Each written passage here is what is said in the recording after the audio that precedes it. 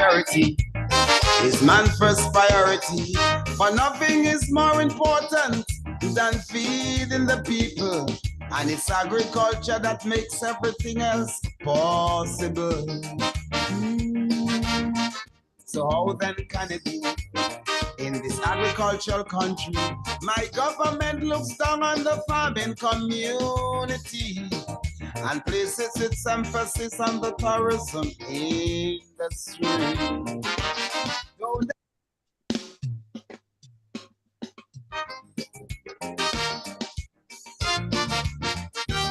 boom bye.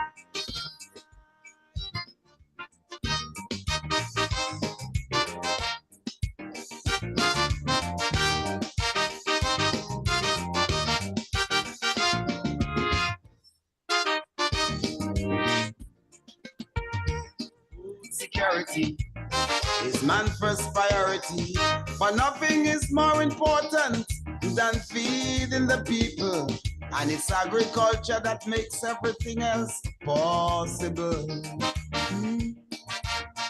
So how then can it be in this agricultural country my government looks down on the farming community and places its emphasis on the tourism industry?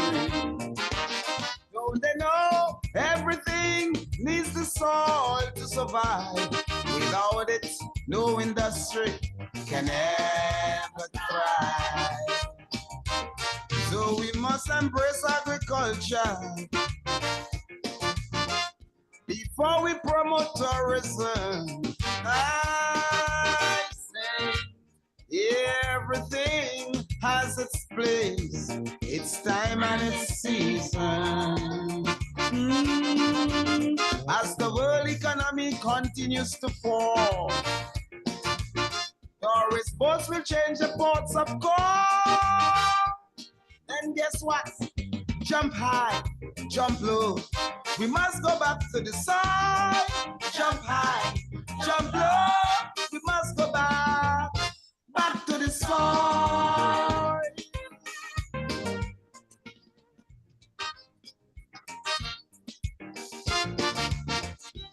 I say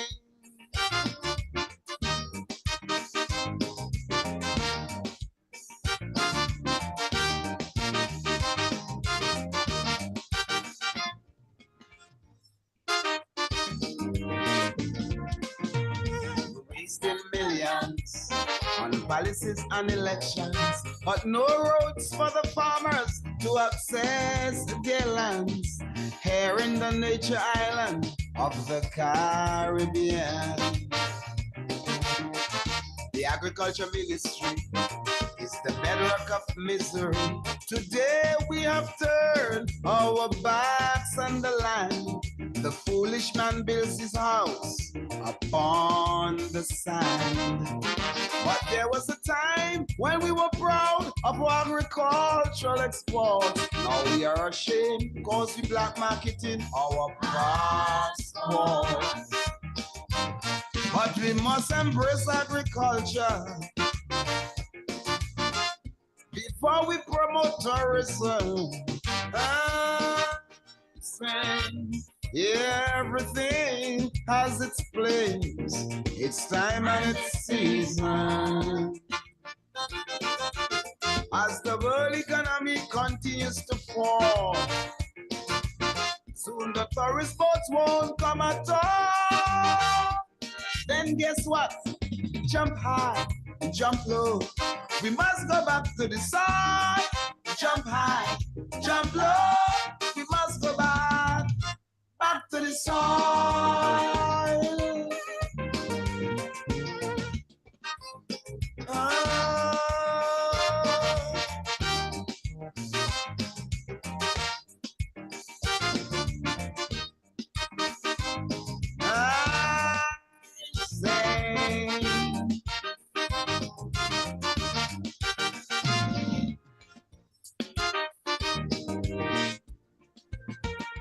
Farmers are crying, the crops are spoiling, Broken farmers become security workers, and the once proud farm workers are now beggars.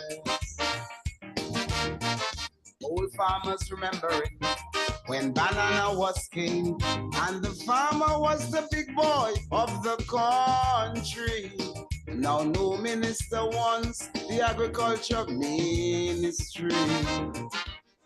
And as sure as what goes up, it won't be too long before our senseless hopes come crashing down.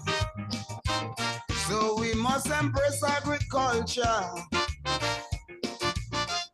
before we promote tourism. I'm saying everything has its place, its time and its season.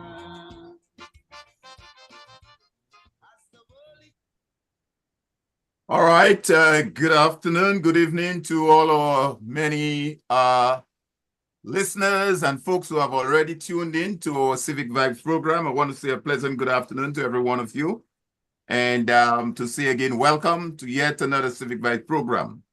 This is your host this evening, no other than Alvin Thomas. And my co-host with me this afternoon is Brother Loftus Duran. And this afternoon or this evening, we're going to have a very interesting conversation. As you heard from the theme song, the Soul Post, we must embrace agriculture before we promote tourism. And the lyrics in that song is quite powerful. And we have a special guest there this afternoon that's going to join us in that conversation on the whole question of agriculture. But before I do so, let me say a pleasant good afternoon to my co-host, Brother Lofty, and to say, Brother Lofty, how you doing? Good evening. Alvin, special good evening to you. I'm doing pretty fine in spite of the many challenges, but yes, I'm holding up. Yes, well, that's good to hear. That's good to know, Brother Lofty. And of course, the person that we have here is no other than our guest, Peter Carbon, former Minister of Agriculture. Good afternoon to you. And how are you doing? I'm doing fine. I'm just waiting to find my way back to our lovely little Dominica.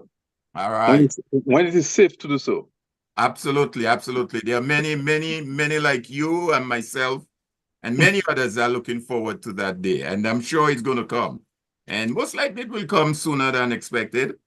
Brother Lofty, before I make a few other opening remarks, anything else you want to add? I know you all are currently, as we speak, on a tropical storm alert, as I understand it. We have this first hurricane already. It's not a storm, it's a hurricane. From what I understand, the last report, it was already at a category 3 or 4.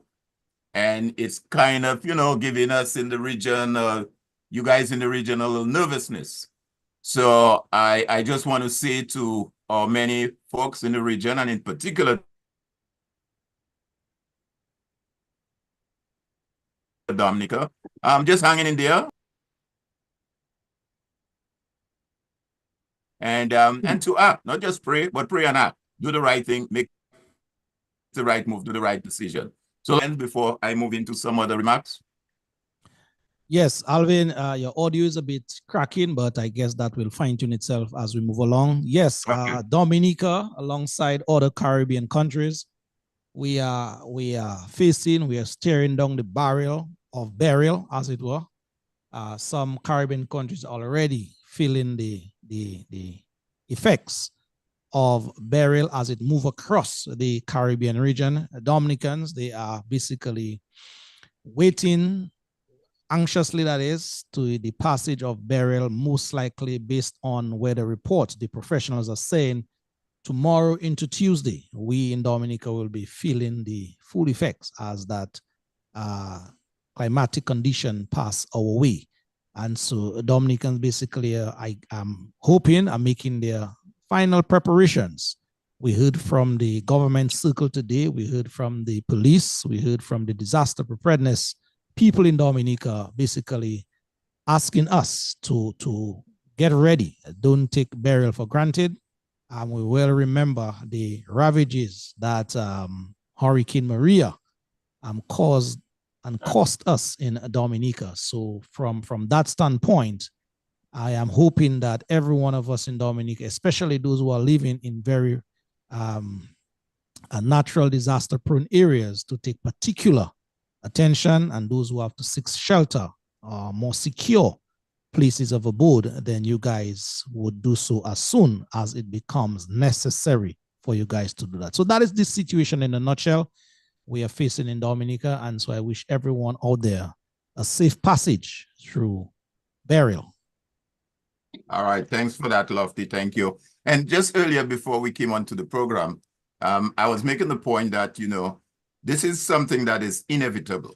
We're going to have those weathers, that type of weather, and it's going to be more frequent. And therefore, we need to, as the old saying goes, make hay while the sun shines, meaning that we should always be looking at our sectors, our economies, making sure our economy is vibrant, making sure we produce when we have the opportunity to produce our various sectors, so that when we get hit by those natural disasters, it's not going to put us further down the barrel. Because if the sectors are currently in a bad shape, and then we get the natural disaster, then it's going to be much of a challenge to get off. So again, I guess all of that is part of what we'll be looking at this afternoon when we look at the whole question of agriculture. This program, the Civic Vibes program, is program number 26 so far. We're quickly moving out of the first half of the year. Peter, you want to fix your video, yes, absolutely. Yeah, come down a little. Yeah, a little more. Come down, just come down a little more, so we could. No. Yeah, that's better. That's better. Okay, good. This is program number 26. As I said, we are quickly coming to the end of the first half of 2024. June, today being the 30th of June, moving into the second half of the year. And that is program already 26. So again, doing pretty well. During the course of the program, Brother Lofty will share with you the number that you can call into. But in the meantime, please share the link. We are airing on Facebook, YouTube. So we are out there. Share the link, spread the message. And during the course of the program, we'll provide you with that call-in number. Let me also, before we delve into the program, let me just say pleasant good afternoon and congratulations to the many young persons who are graduating or who have already graduated during the last couple of weeks. As we know, this month and the last month have been graduation month in Dominica, in the US and in Dominica as well. And just Friday, for example, I had the opportunity to listen to the graduation of the St. Mary's Academy. That's my alma mater. We have 57 young men graduated from that institution, 57. And currently, as we speak, there are 15 secondary schools in Dominica, 15. So, not every school is going to have 57. But if you do an average of even 40,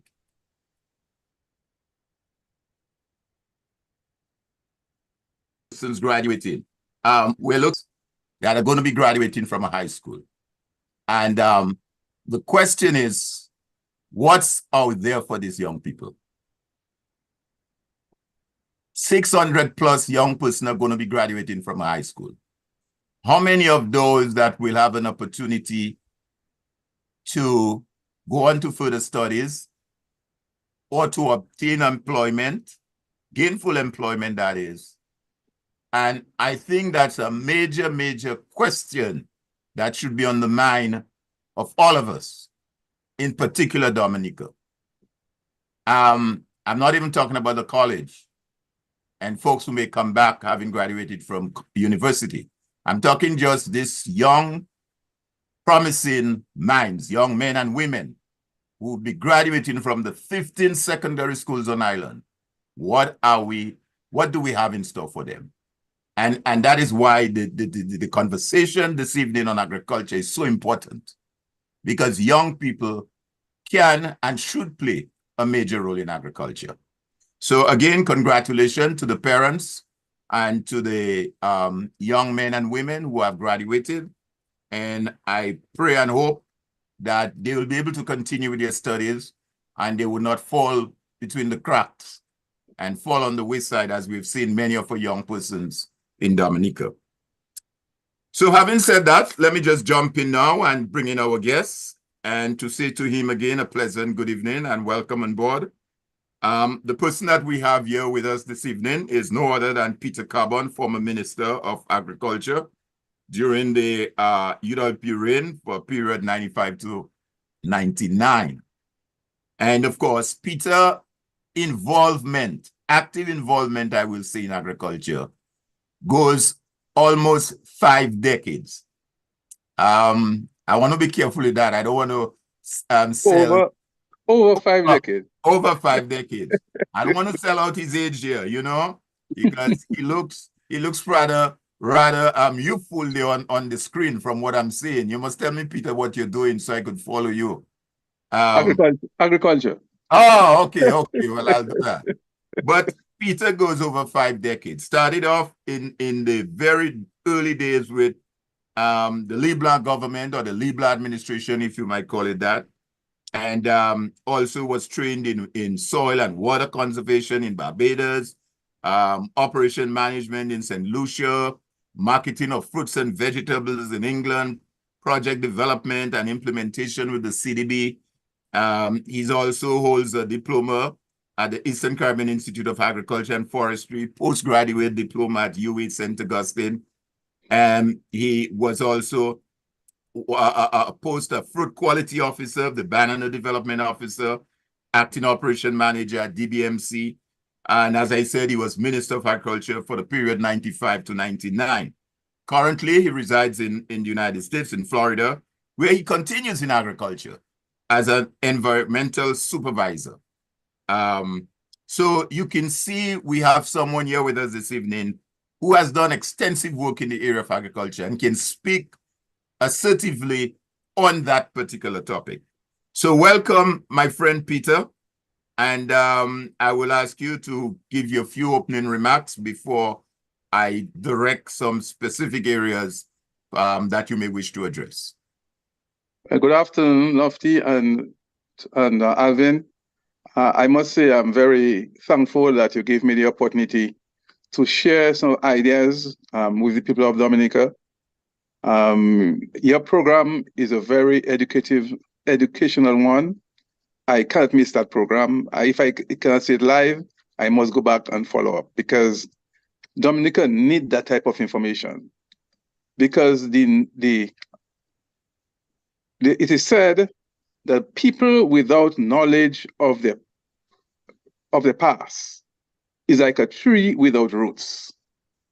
And I think the Dominican generation, present generation, maybe last 2 generations, have no idea of where we came from, so that they could have hope in the future.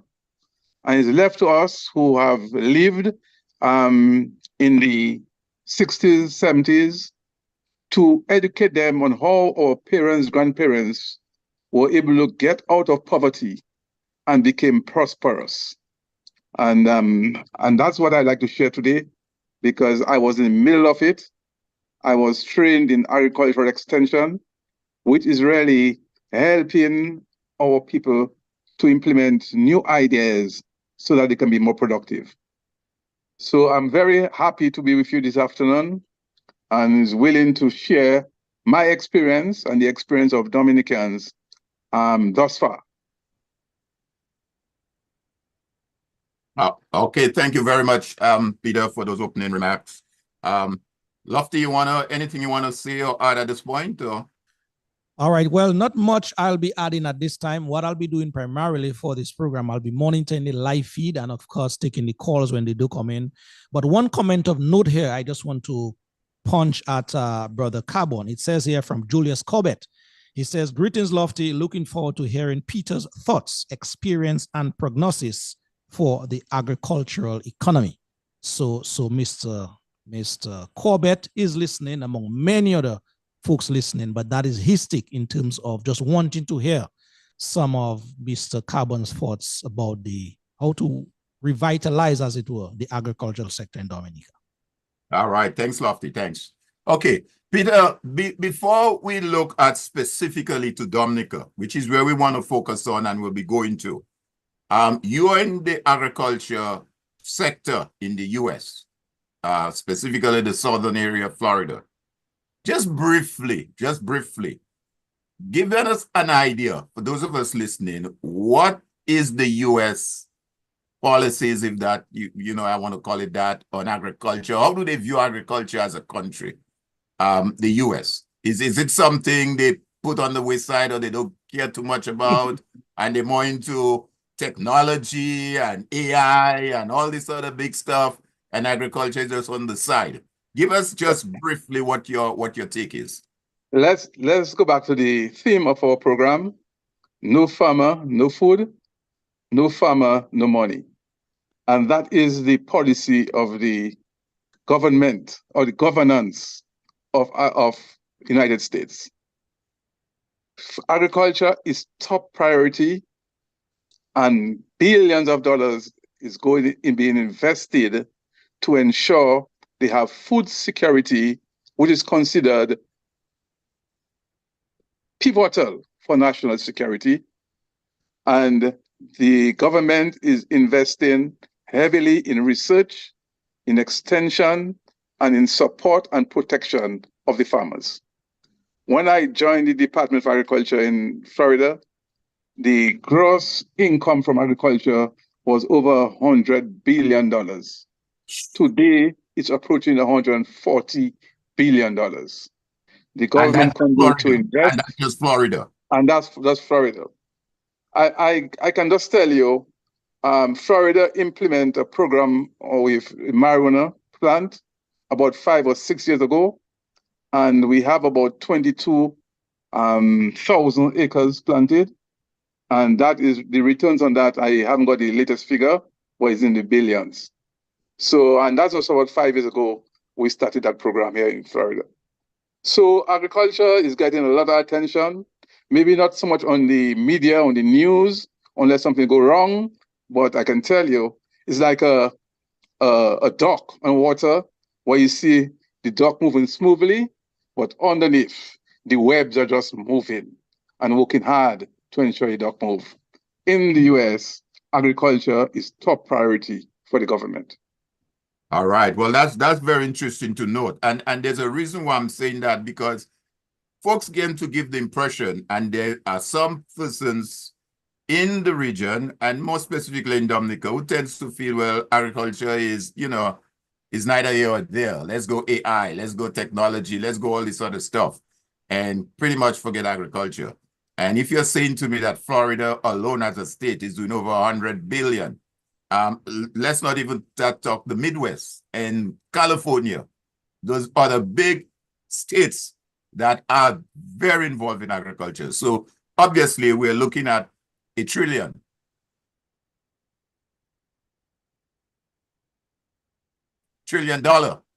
Sector or industry in the US. But let's now just jump onto at home, Dominica. It's in that picture for you and your response. Well, let me say that. Go ahead. Yeah, sure. Let me start by saying Dominica is an agricultural country. Every one of us know how productive agriculture was and what it contributed to our development. But let's go back. We had the Caribs who started, and they used agriculture as a source of food. When the Europeans came to Dominica, they came and stayed because they wanted to farm. And they produced and exported and made money. We will know in history that Dominica was once the largest exporter of limes in the world.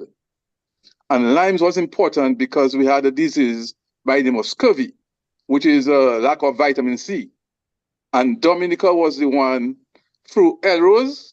Some of us who are older know of Elrose and Company. They were established in Dominica and exported barrels and barrels of lime juice to the international market to help scurvy. So Dominica has a history of production. What has changed?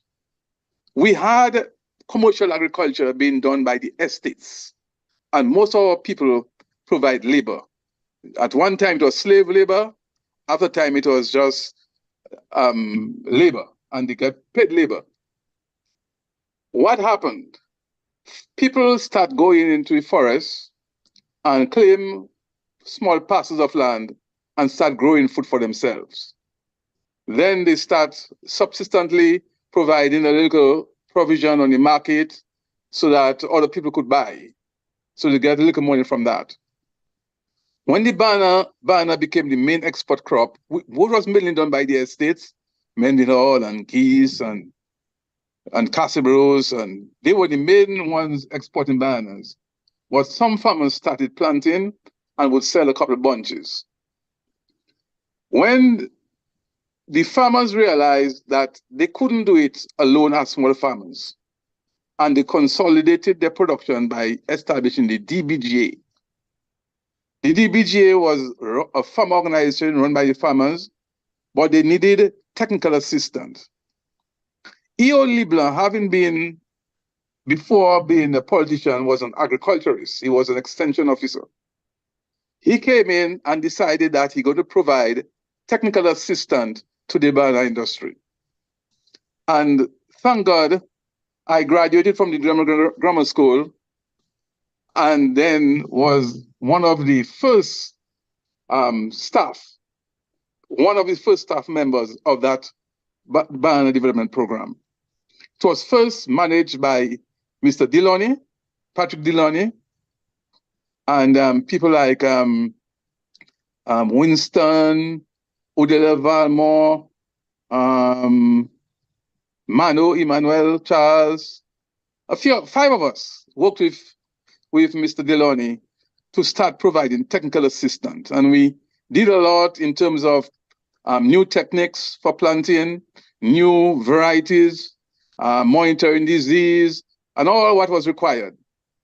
But the big push came when the government decided to invest millions of dollars in replanting and rehabilitation of banana fields. So government has always invested in the banana industry. And farmers responded, and we move from farmers selling a couple of bunches to providing to a boxing plant. I don't want to go all the details out long.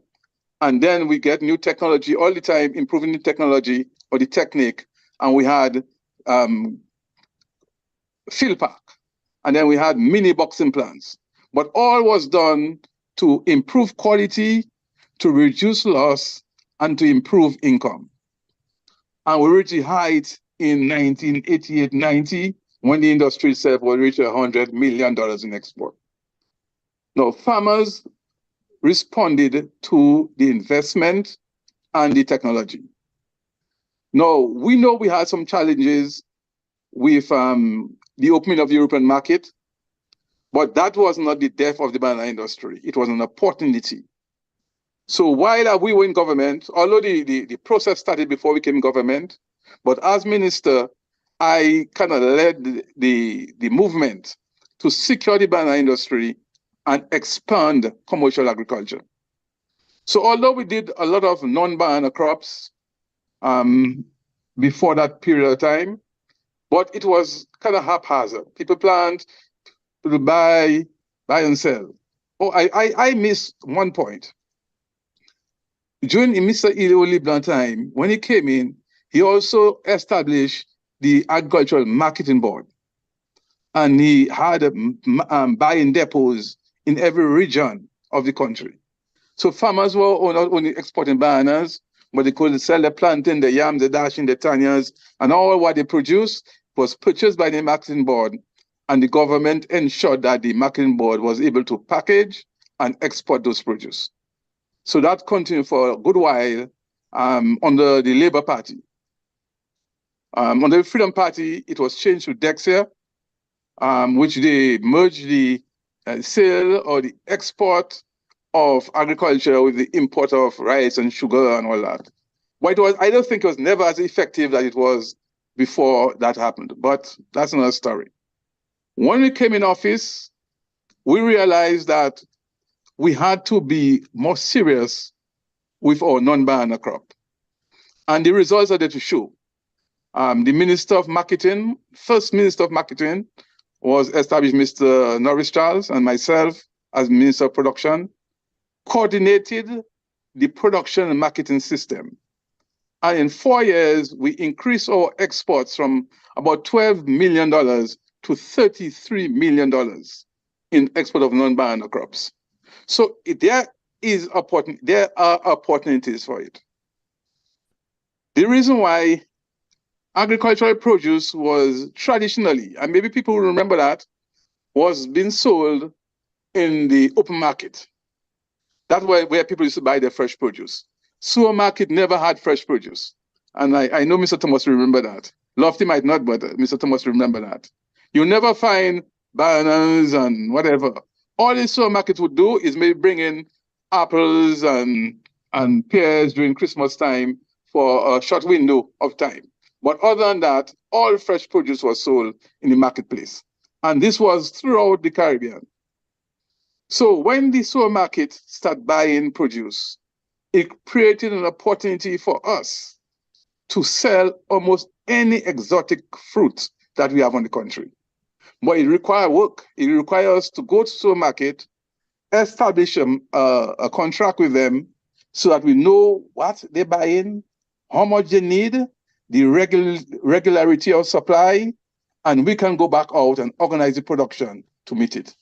So that's an opportunity that was created. And we realized to take care of that opportunity, we had to change the system. And we introduced the contract farming system. And by that, we had container loads of plantain, dashing, and all the crops that we exported in that time. And rather than build on it, we let it fall apart. But what is worse is the destruction of the banana industry, or the organization that used to provide services to farmers and ensure exports. And I said, that generation did not know the value of that organization. You see Vanus House, that big house there? That's not government money, that is farmers' money that built that. Like all other structures that the DBMC had, it was money from farmers that built it. And during that period of time, geese business in England came up for sale. And we, together with the Windward Islands, purchased the shipping and marketing of geese industries. You know what that gave us? That gave us ports in England, gave us a whole transportation fleet of transportation, gave us ripening rooms, distribution centers, gave us the ship that was carrying the goods, and all that was in the hands of the farmers of Dominica and the Windward Islands. And sadly, we did not take advantage of it, because we could have invested and organized that opportunity, not only to export bananas, but to export everything that our farmers produce. And our farmers can produce if they get incentive. That's what I did for 22 years. I can tell you, farmers respond to opportunities. So the opportunity are there. What has failed us? Government policies. Because government policy drive agriculture. That's one industry that require government policy and government support.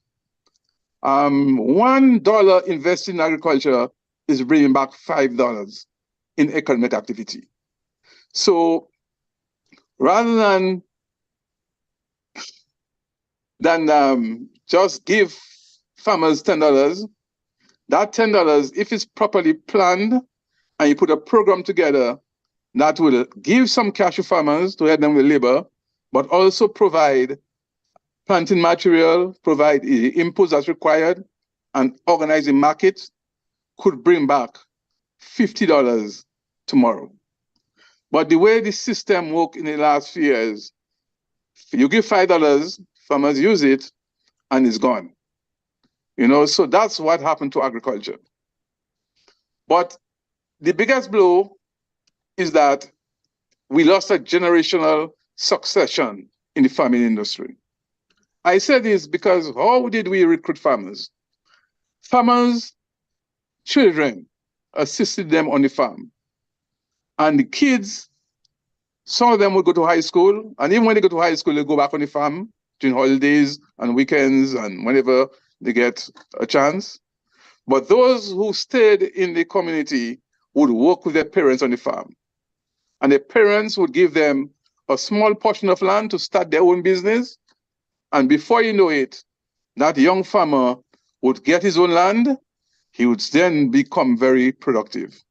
And this happened in Dominica over the years and gave us a good succession of new farmers. But because the industry, I would say, was disregarded, all these young people either stay on the block or left the country. So we lost a whole generation of young people who have no idea how to farm. And some people believe that farming is just go in and take a cutlass, dig a hole, put a plant, turn your back and come and harvest. But there is so much involved. And over the years, farmers have built the experience and they know what to do, how to do it. And they need to be trained. We had farmers meeting, we had farm demonstration. That was a weekly endeavor in Dominica over the years. Today, you never hear an announcement of a farm demonstration. We have method demonstration, we had result demonstration where we bring farmers to show them the results of other farmers. So the whole structure and support for agriculture has gone. And what we have now, you have politicians distributing farm inputs. That is the last thing we could do. And I said that. I have a little quotation here. When the people depend on the government, it's poverty. The result is poverty. When the government depends on the people, it's prosperity. So most government, if they want people to be prosperous, they support them, they invest in them, they become prosperous, and the country move on. If the government, every cent they have, they give it to the people, then the people become poor and the country dies. And exactly that's the trend that Dominica is taking. More and more, the people depend on government, the more and more the country become poorer and poorer. So there is an opportunity. And I know this because of one experience. Two things. Technology. What technology has Dominica implemented in the last 20 years to support agriculture? And technology drives productivity, productivity drives income, income drives prosperity. Right, Mr. Thomas? Say it again. Absolutely. Absolutely. Technology Absolutely. drives productivity, productivity drives income, income drives prosperity. Yep. That's the reason why one of the main role of government is to implement new techniques, new technology. And let me just give a few of them in the 4 years. One, we developed a $33 million irrigation program. Money was available, the projects was identified, not one has been implemented after. Well, even when those they built, they were never used in 20 years. Two, farm implements. We brought in 44 tillers to be used by farmers. That will increase their output on the farm. That is gone. We were able to get a technique of bottling coconut water because of the research we did in Dominica. That was never implemented, gone. we started the fish farming, and we know about the fish and the prawn farming. That's gone. The Taiwanese.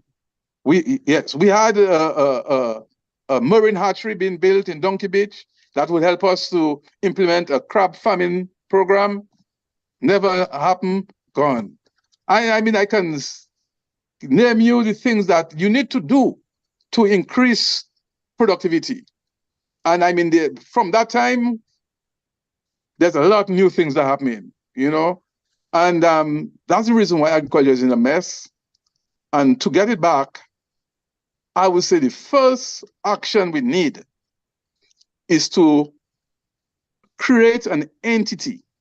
We had the DBMC, which is a legal body. By act of parliament, it was implemented, and all its roles and objectives are in law. They were disbanded, but all what the DBMC was charged with to support the sector is still required, even more required now. And the first thing we need to do is organize a body responsible for the supporting farmers, supporting production, and ensuring exports. That's the first move. It's not a government thing. Government is there for service. Government is not there to do business. And more government involved in business is the poorer outcome you have from that business. And that is proven time and time ago. All the socialist countries we know where government is running the economy is poor. The country that make progress is where the private sector are allowed to lead the economy. So we need that organized body, and they have, a lot of work to do. I think we lost 50 years in what we were able to achieve over the years. 50 years of achievement that need to be recaptured and start all over again. Because I was surprised that after Hurricane Maria, the government didn't even have a database. They didn't know who was farming. They had a system of making payments, and people had to register to pay. After Hurricane David, we had a database. We knew who were farmers. We knew their acreage. I mean, everything was in place before we had no computers in those days. Yeah. But that was there. And after 40 years, we didn't have a database for Hurricane. So you need a database. And that is simple now with all our computer system. Every farmer have a cell phone that can be connected and come up with a database. Secondly, you need... Hold for a second. You've given us some of the folks on the line refer to this as a university. And you have schooled us here already in the last 45 minutes. I'm telling you.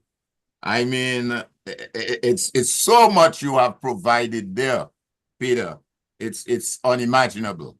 The specific areas you have identified, the shortcomings and the challenges you have pointed out, I mean, it's incredible. So I see we're approaching almost on the hour. Lofty, anything you want to come in right now before we complete that hour? Then I'll make a few comments and then we'll bring Peter right back. All right. Again, let me just thank Mr. Carbon for such useful and vital information that he has just dispensed here on the program, basically bringing us back and trying to bring us up to speed as to where we are. Peter, you mentioned certain things that you were involved with or in as the minister responsible for agriculture under the United Workers' Party reign. One of the things that I noted, and I just want you to elaborate on that because I have an experience based on what you will say, which I want to say after you speak. You mentioned about the fish or fishing facility at Donkey Beach. Can you just elaborate a little more on that and to tell the Dominican public and those listening just what was the intention of your ministry back then with that facility at Donkey Beach? Okay, thanks for that because it hurts.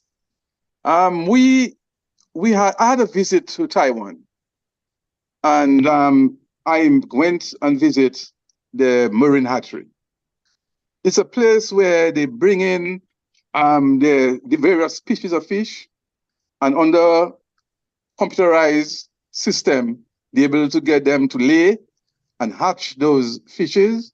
They grow them to a certain size and return them back to the sea. So they kind of replenishing their stock. They do lobsters, they do conchs, they do crabs. I mean, the whole range in there. We were able to negotiate with them, and they agreed to establish one in Dominica. That will be the first one in the region. The building was up, the system was being put in, the whole computer system, and all the tubs and water and everything was in there. And we left office and it just disappeared. But what that would have done for us, as you know, Dominica had a lot of conchs in the old days. But because of hurricanes and different weather systems, it almost disappeared. So we could get the conchs, go in there, hatch them in, let them grow to a certain size, and replenish them on our reef. We could do things like gokuli. That was a very prevalent in Dominica at one time. But because of a lot of damage of our shores with hurricanes and all that, and overfishing, we lost that. So we could go in there, bring them in, hatch them, produce thousands of them, then put them back in the sea, and allow them to grow. We could do things like crayfish. I mean, crayfish in Dominica is a delicacy. Lobster is $15 a pound, $20 a pound. I believe we can get crayfish sold at $50 a pound. Can we use new technique to get our crayfish, feed them better, keep them in cages, and produce thousands of cages of crayfish? Because we have fresh water. Are we using it? Crabs. Crab is a thing. Crab back in Dominica is something that Dominicans, I mean, special treat to Dominicans. For that matter, Mr. Linton was arrested and charged for this delicacy, how important it is.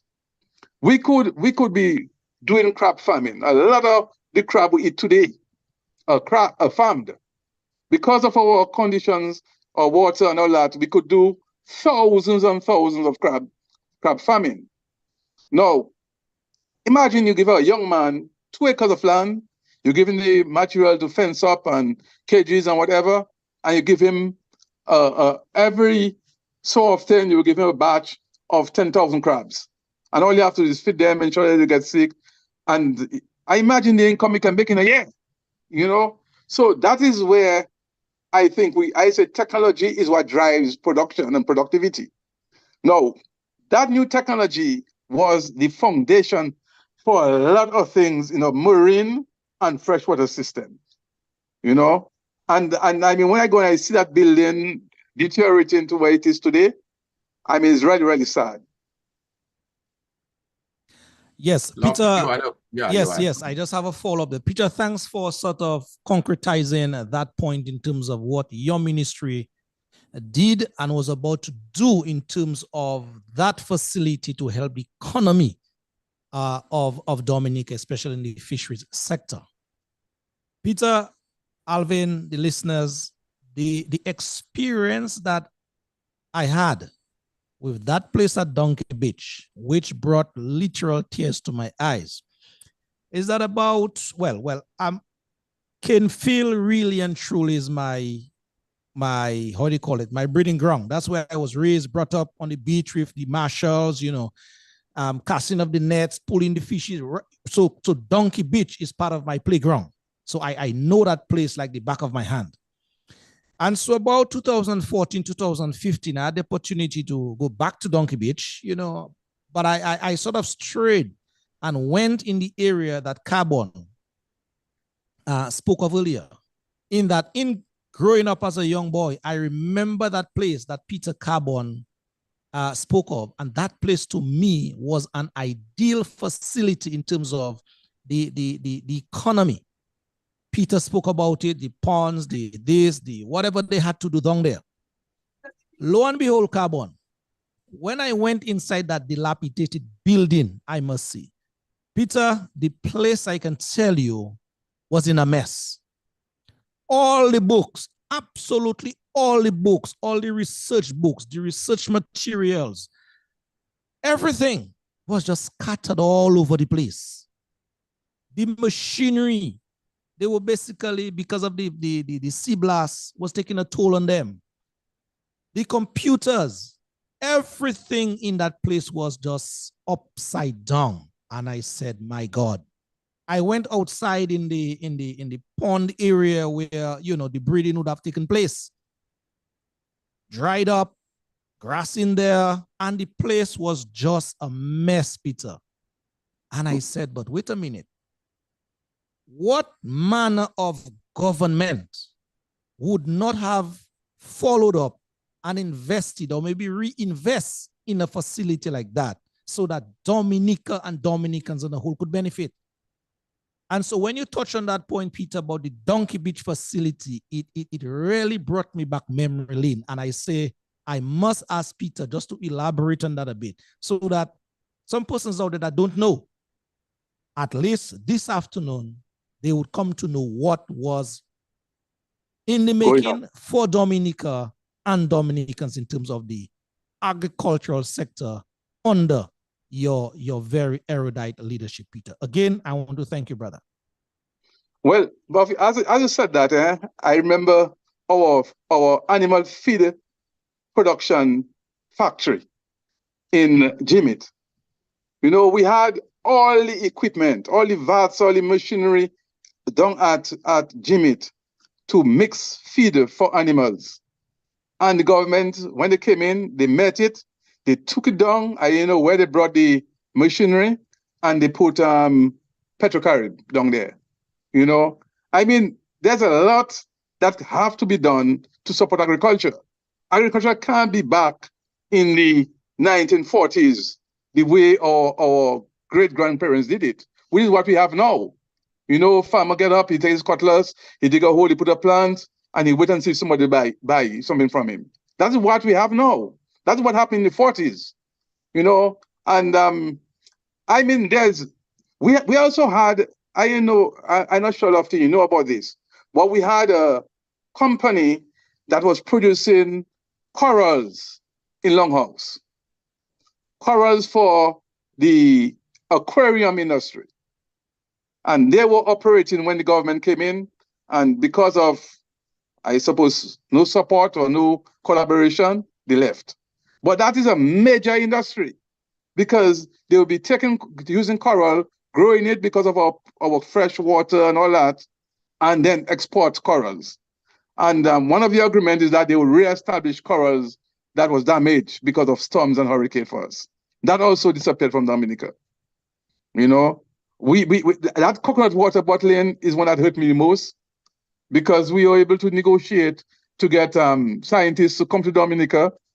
We gave up thousands of jelly nuts for them to research, and they came up with a system to be able to keep coconut water on the shelf for over years. And you can see coconut water coming from everywhere. That research was done right in Londonderry, Dominica. And they developed the technique by doing, they remove a latex in the coconut water that causes it to go sour, and that the coconut water can stay for years. And we had 7 long years to implement a program. And sadly, the Labour Party came in and just disregarded that kind of opportunity. After 7 years, because it was the FAO or United Nations that gave the money and the support for this, it was available to all other countries of the world. And you have Brazil and Philippines and every other place in the world now bottling coconut water and exports all over the market. And coconut water now is considered electrolyte, a health drink.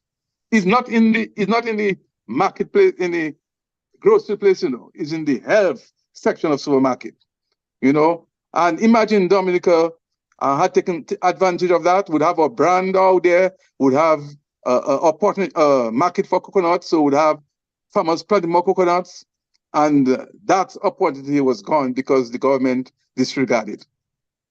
And what is hurting me more, the government disregard all those initiatives and haven't implemented one of their own.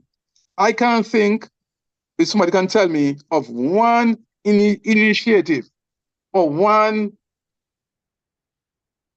action that the government took to support agriculture in Dominica. You know, we had a modern breeding unit set up in the heights of Salisbury, and we could produce about 3,000 piglets a year up there. And I know what happened to that one. We also had a company, and the equipment stayed on the port for years, maybe it's still there, who was going to do, it was like a water, it was a water company, but they're going to infuse fruits with it. So you'd have passion fruit water or grapefruit water. It was a, I can't remember how they are not doing it, but it was, all the studies were done for the water. It was supposed to be done in Layu Park, and they had the land survey, the water tested, the equipment was on the port, and again, the government disregarded that initiative, and it went away. You know, so farmers would be selling fruits to them, and they would be mixing it and then selling not pure juice, but infused water, a special program. That also disappeared.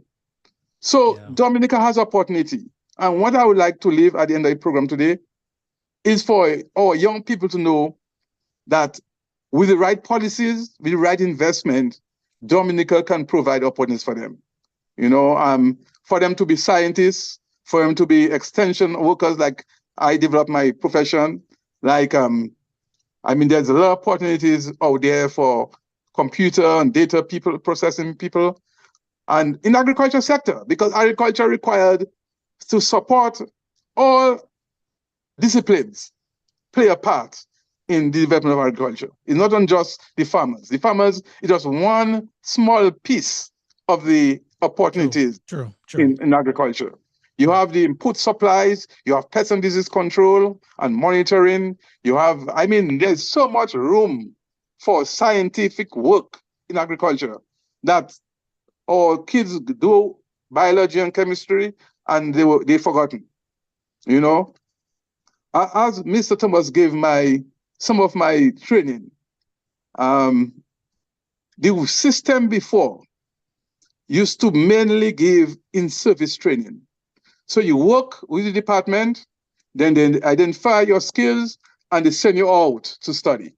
And you come back stronger and better to continue service. But the way the training is being done now, take training direct from school, they get an opportunity to study, and then they have no allegiance, no ties, and you lost them forever. And country required is human resource. That is a human resource that drives in a country.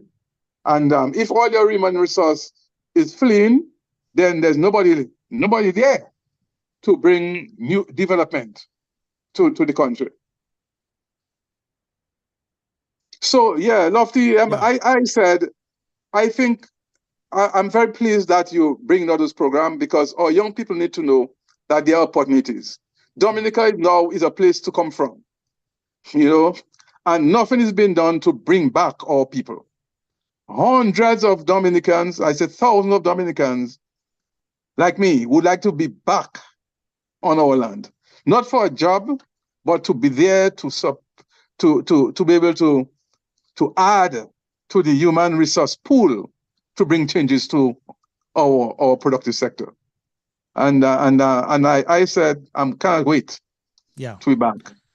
Yeah, Peter, thank you very, very much indeed, my brother. So far, so good in terms of the information that you're giving out here, based on the live feed and based on the comments, the suggestions coming in. I know persons are glued out there listening to that all-important conversation. But guess what? It is 7 o'clock. We are halfway there.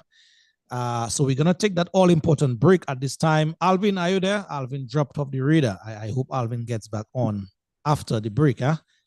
Because he really and truly was at the console here, manning everything here, but he dropped off. All right, so we're going to take that all important break. And then when we come back, we're going to redirect the conversation, as it will, or move it in a different direction with your consent, Brother Peter, in that we spoke of some of the woes, we spoke about some of the issues, some of the problems that we faced and currently face under the type of governance that we have. From 7 to 8, taking the comments, but I also want us now to infuse in that conversation. What do you think would be some of the solutions moving forward? I know there's the ultimate solution, but even before we get to that stage or that state, then there are some things that we can do to sort of mitigate the situations that we face. All right, so let's do that. Take that break. We'll be back in just a bit.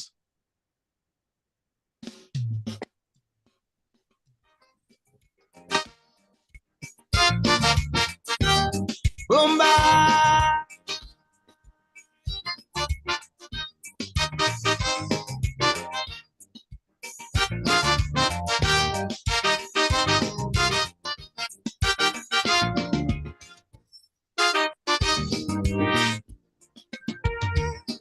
Security is man's first priority, for nothing is more important than feeding the people, and it's agriculture that makes everything else possible. So how then can it be in this agricultural country? My government looks down on the farming community and places its emphasis on the tourism industry. Don't they know everything needs the soil to survive? Without it, no industry can ever thrive. So we must embrace agriculture before we promote tourism. As the man, Mr. Pascal, better known as Soul Post, doing this one, the Farmer's Cry. Has its place, its time and its season. Those of you maybe just tuning in at this time, we're having this conversation with the former Minister of Agriculture in Dominica from 95 to 99, Mr. Peter Carbon. Then guess what? Jump high, jump low. We must go back to the soil. Yes, indeed, we must go back to the soil, says Soul Post in song. We must go back to the soil. Folks, the lines to call, the numbers are scrolling across your screen now, 245-2396 or 615-9470. I say,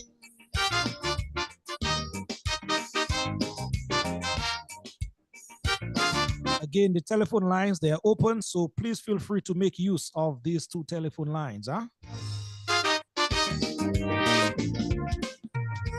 Wasting millions on policies and elections, but no roads for the farmers to access their lands here in the nature island of the Caribbean. The agriculture ministry is the bedrock of misery. Today we have turned our backs on the land. The foolish man builds his house upon the sand. But there was a time when we were proud of our agricultural exports. Now we are ashamed because we black marketing our passports. But we must embrace agriculture before we promote tourism. Everything has its place, its time and its season. My good friend in China listening at this time, thank you very much for your eyes and ears. Oh. Soon the tourist boats won't come at all. Then guess what? Jump high. That's the power of technology. Back to the side. Jump high, jump low. We must go back to the soil. My friends in Antigua, Grenada, and St. Lucia touching a while ago in terms of your greetings. Thank you very much for your eyes and ears as well.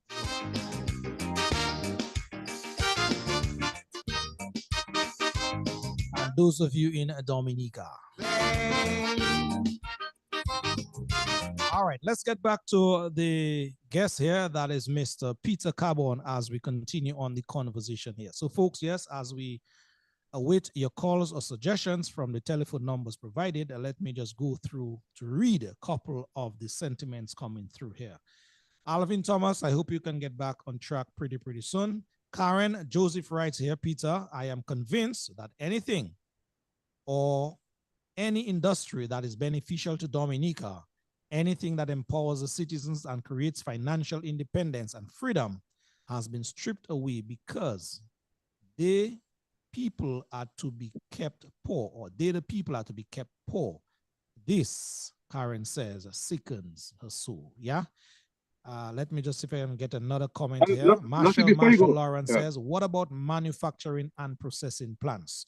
Let me just leave those two with you, Peter, so that you could, digest on them. And I've come to that conclusion. I've come to that conclusion that the government do not want people to make money. I fully believe that, because I mean, there's nothing that's been done to empower the people with their own income. Everybody seems to have to wait on government. And I said before, if the people have to wait on government, it's poverty. And if the government has to wait on the people, it's prosperity. Now, Lofty, I said, well, I'll come to that processing plant. I will give you a kind of summary of what I believe that is needed now. And I'm happy that Dr. Thompson Fountain, who I got to know as a young boy building boxes in Rosalie boxing plant. So this young man has worked in agriculture. I think he's committed, because I heard his statement and his pronouncement that agriculture will form the base of his economy, which I agree with, because that is what Dominica is known for. And I got to know him while he was building boxes in the Rosalie boxing plant. So this man, I knew him a long time ago. He was still a student. Now, what I believe need to be done, we need a public-private entity. I would call it the Dominica Agricultural Enterprise, or business, or corporation. It doesn't matter. But agricultural corporation, Dominica Agricultural Corporation. And this would have been mandated by law, a legal framework that will give it the authority to go out there, raise money, and make investment in the production and marketing of our agriculture. So that's one. Second thing, we need a brand name. Because, you go out there and you want a produce that people will get to know and get to love and want to look out for. So our thinking in 20 years ago, 25 years ago, was Nature Island products. So Nature Island products all over the world, people get to know it, we register it, we have our logo, and then people will know that is Dominica produce, okay? The third thing is seek investment from Dominicans. I believe Dominicans will be willing, especially in diaspora, to invest in a company that they know going to help the economy. So you raise money from government, because they have a part to play, by infusing some money in there and getting Dominicans to buy shares in the company, hoping to get returns in the future, which is very, very much likely. Now, for that, for us to really get young, we need to have a program for young farmers. And while I was in office, I secured the first $1 million, which was a recurring amount, to have a young farmer training and recruitment program. And Lofty, what hurts is that there were 40 young people that started that program run by Mr. What's his name again? I was thinking of his name now, I forgot. Okay. From by the ministry, where we had them in training, and the objective of that would be they would develop their farm plans while on the 6 months training, and then they will be given the financial support to establish the farm. But during that time, Lofty, they were being paid for a stipend every 2 weeks. So you know what, you have what's the name again? The employment program they have now for young people. The NEP? NEP is something similar. But what it did, it gave young people opportunity to get training and give them opportunity to do business to establish their farm. So if they go out there and the guy said, okay, I have 2 acres of land, I'm trained now, I'm going to do chickens. His training would be in poultry. And then he would be given the investment to put up his poultry houses and to organize his poultry business so that he can get going. If a guy decides to do pigs, then he will get the training in pig production. He'll go there, get the investment in building his piggery and whatever. So that was the objective of that program. And the first set of young people, I mean, they just disappeared. You know, so we need that again to recruit all the young men you see on the roadside. Say, look, we have a training for you. We'll pay you to come to the training, and then we'll support your project. So we need that. So 2, we need a labor force for agriculture. So I would say that we can give incentive for people to invest in building labor teams. So the way I see it is that somebody will say, look, I want to build a labor team. I want to be able to clear land. We'll give them the financing, give them the incentive to get chainsaws, to get maybe equipment, tractors, or whatever. They build a team. I have 2 acres. I'll just invite them, give me a contract. They clear for me to do my planting. So I figure we need that because every small farmer can buy a tractor, but maybe 5 men can buy tractors and then do services for farmers. So we have labor teams. They have posthole diggers, tractors, chainsaws, they clear land, and they have the people with them. So I think we need that. We need investment in going back and clearing and doing the feeder roads. We had a team. I don't know if you remember that. We had the Department of Agriculture had we own caterpillars, own trucks, and we had a team of people based in Baffin State that was going out to make sure they maintain feeder roads and build new feeder roads. That was also disappeared on the Labour Party. But we need that. We need to sustain our roads for farmers and have a system of bring back farm transport. Figure Dominica, there are no more farm transport. Farm transport were pickups and small trucks. They disappeared. Everybody driving SUVs and cars, you know. So we have to have a system of giving incentive. A matter of fact, Peter, some people in Dominica are even getting duty free on SUVs and cars, and they say they are farmers. Well, I said I don't blame them because since governments have their program and you can benefit from it, there's nothing wrong with you. You know, I hate to hear people say, oh, this man do this and this man that. Every man have a right to take advantage of government or government policies. So the government policies to get duty free and you can get it from motorbike, go for it. You know, and that's why I see it. But the government policy should be to incentivize people buying farm transport that can move stuff. And we can implement things like trailers. Everybody do have a tractor, a transport.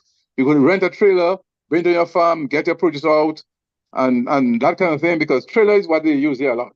You know, they hold more and there's less strain on the vehicle because all you do is pull. You know, so that's something we have to look at and see how we can get that done. So farm transport is something we have to look at.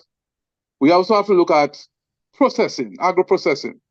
Agro-processing is good in support of fresh produce because fresh produce is almost always more high value. So if you can get the high value part of your harvest to sell fresh to supermarkets and hotels, and the second and thirds being processed would be perfect. So we need to have processing plans to take up consider the waste. A technique I think we can do is to go out in the region and rent space at supermarket. So you go, you negotiate with a supermarket and say, look, I want 20 square feet from your supermarket. I'll pay you a rental fee for that space, and I will use it to display and sell produce from Dominica. So it would take fresh produce, or pepper or honey or whatever we have. We go to, let's say, Antigua, and we put it in the supermarket. All Dominicans in Antigua know, boy, you can get Dominica produce there. And they can go and give us support.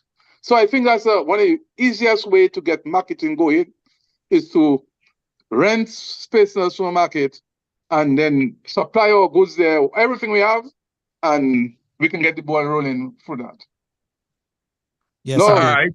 Yes, Lofty, I happen to be back. I had a few technical issues there, but I'm back.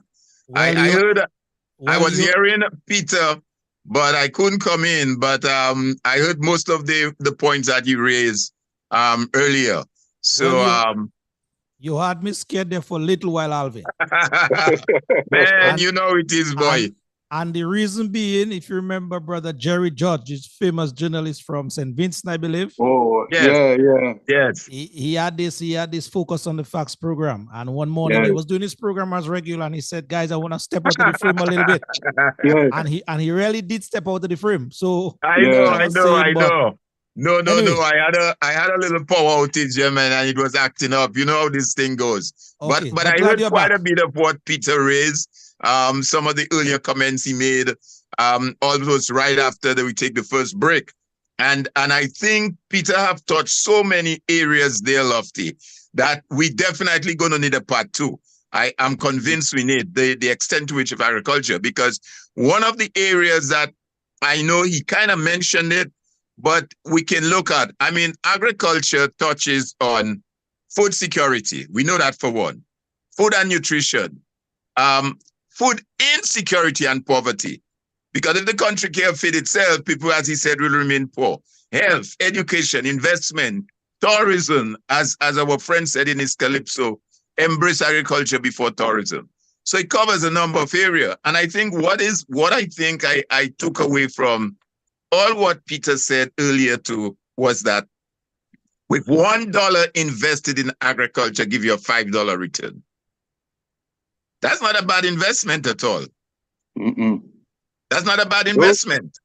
And maybe Peter can speak just a little more on that. Alvin, just before Peter speak a little more on what you're asking him to, there are some people who are making some comments, and certainly, let's take that. I devoted some of the time to them. Sure. So let us try to focus on some of these comments, and then we can get back to Peter. Okay, let's do that. Go ahead and take the comments that you have. Yeah. Earl Francis is writing here, we need this brother, and he's talking about Mr. Gabon back in Dominica. Yes, Marina Charles saying the best minister of agriculture. Gerald Vital. Yeah, Gerald Vital writes here, we need an agricultural minister with a current and future vision. Judith Cochran said, so true. Yes, Lofty, so true. Who else we have here? Gerald Vital come back and write, brilliant ideas, Brother Cabon.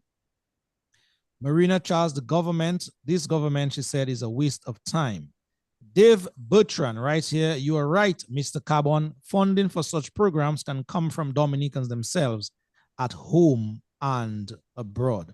There's one other comment that I would want to punch at Mr. Cabon here. Let me just see if I pull it up here.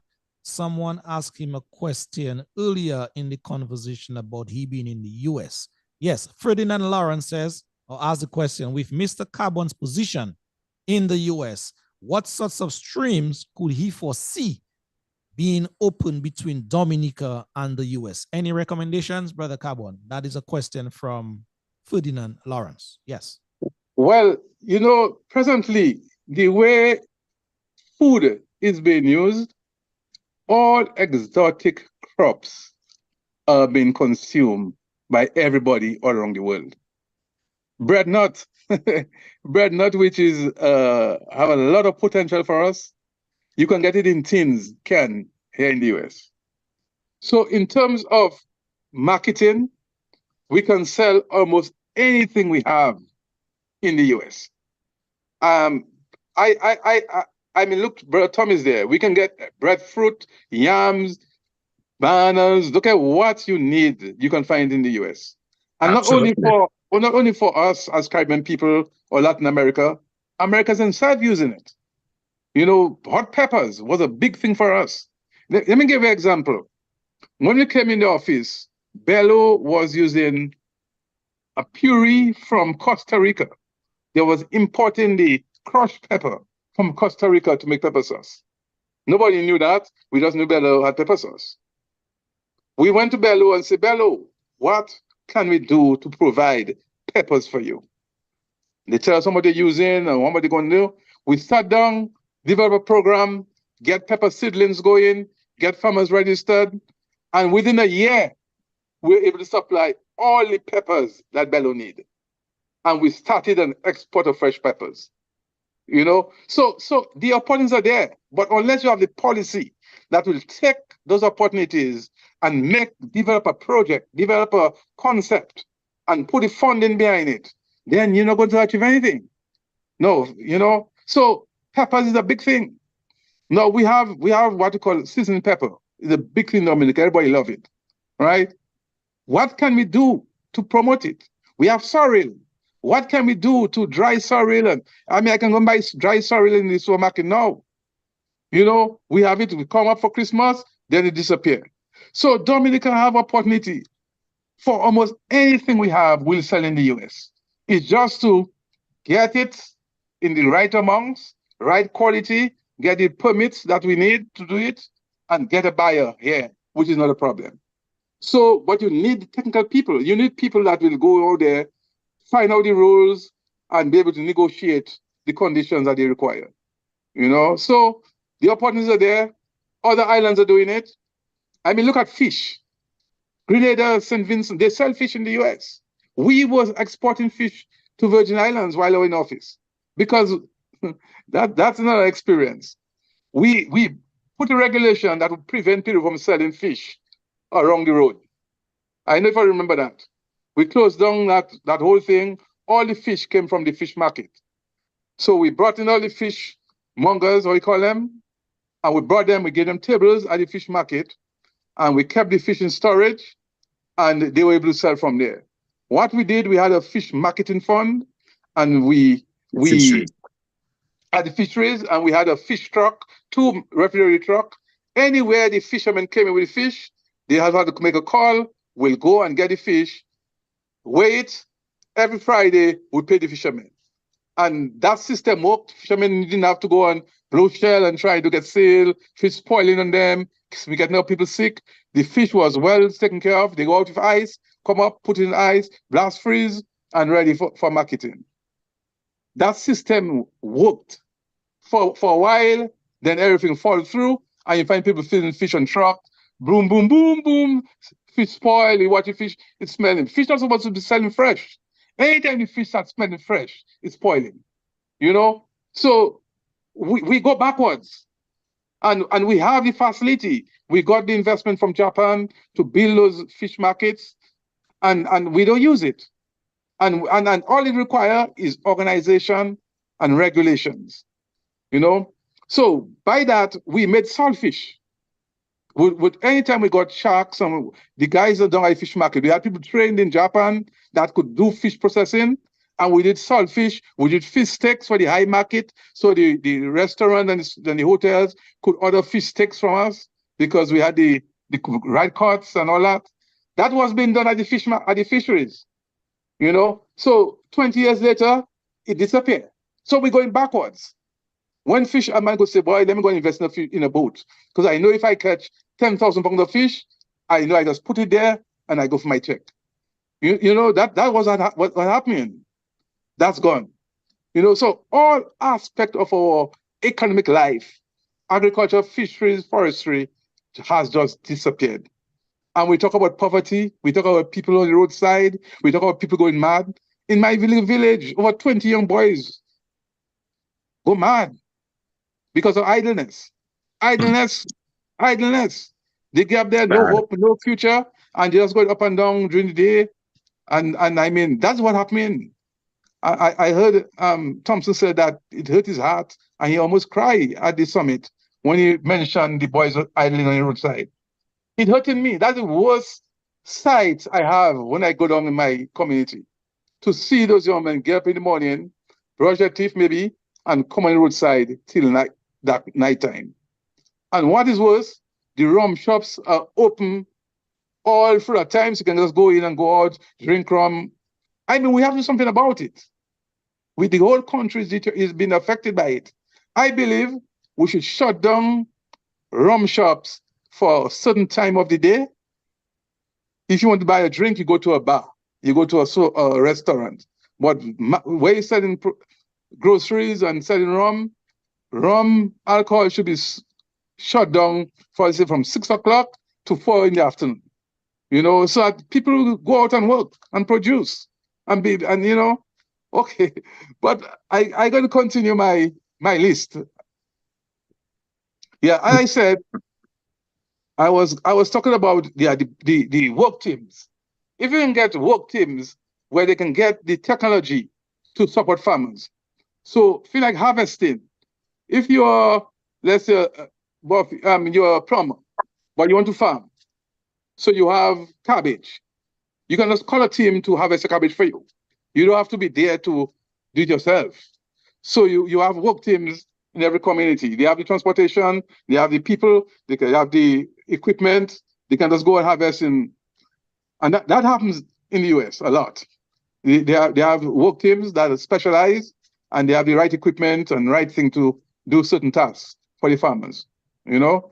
So that I think is something that we have to consider and give them an incentive to do it, you know? Young people, I said before, we have to way of incentivizing them, to training them, to bring them back in agriculture. We implement a law because of the theft of agricultural produce. It's called I can't remember the name of the law. But what it meant is that every farmer must be registered, which is basic. You should register, have an ID number as a farmer, you have your identification number. Every buyer of agricultural produce should also be registered. I buy in agricultural produce. I'm a huckster, I'm a trader, whatever. You come to a farmer, you pick up 100 pounds of yams, you give him an invoice for 100 pounds of yams. You write up in his book, his produce license book, you record it in your book. If somebody steals yams in the area, then police can have something to go to. They can go to people selling, exporting yam. Where did you buy your yam from? From Alvin, from Lofty. They can go back to Alvin and Lofty to find out if they sold yam to that person. If not, you have a lead to find out who stole yam. You know, so that is well set up. Is operating here. I mean, you have to record everything here. Every farm have the ID and is working. So that is what we should do to protect farmers. Something I can mention that is being done here. We have a bond unit, agricultural bond unit, and their job is to ensure that farmers get paid for their produce. So every agricultural marketing person must register with the bond office. They must put a down payment, let's say. And when a farmer gets his invoice from somebody, I sell to you, you tell me I'll pay you next 2 weeks. 2 weeks come, you did not show up. All that farmer have to do is go to the bond office and present his invoice. The bond office will pay him. So they owe you $2,000. The bond office will pay you. They will take that information and they have now the lead and the government behind them to get that money back. You understand? Simple, but it's important. So those things, because as Tom said, in the US, they do everything to protect the farmer. The farmer is number one. He's not supposed to lose money. When it comes to storms and damage, the government is there. You're not going to say if it's Mr. Thomas or if Mr. Lofty. They have a program. Our program is so much for acre, so much for this, so much for that. Every farmer receives it, you know?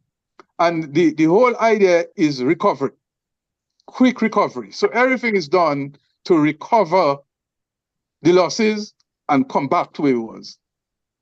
Okay. And I say that and I reflecting on Hurricane David because I was around Hurricane David as an extension officer.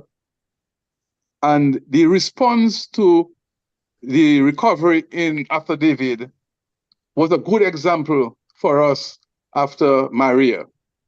But nothing that we did after David was done after Maria. After David, we went out with full force to get farmers to rehabilitate replant, and there was the investment support for those farmers. And within a year, we almost doubled our production we had before David, because we put in new techniques. We put in new techniques, and the farmers responded, and the farmers and the people benefited. Anybody? Alvin, sorry about Mr. Cabot. Alvin, you have something is on there. You're signing in another. Yeah, let me. And yeah, just mute it for us, please. Thank you. We're getting a feedback. Yeah, Cabot, go ahead. Thank you, Alvin. Yeah, you could talk to any farmers in the 70s and 80s, and they'll tell you the kind of money they were able to make after David recovered. Now, Dominica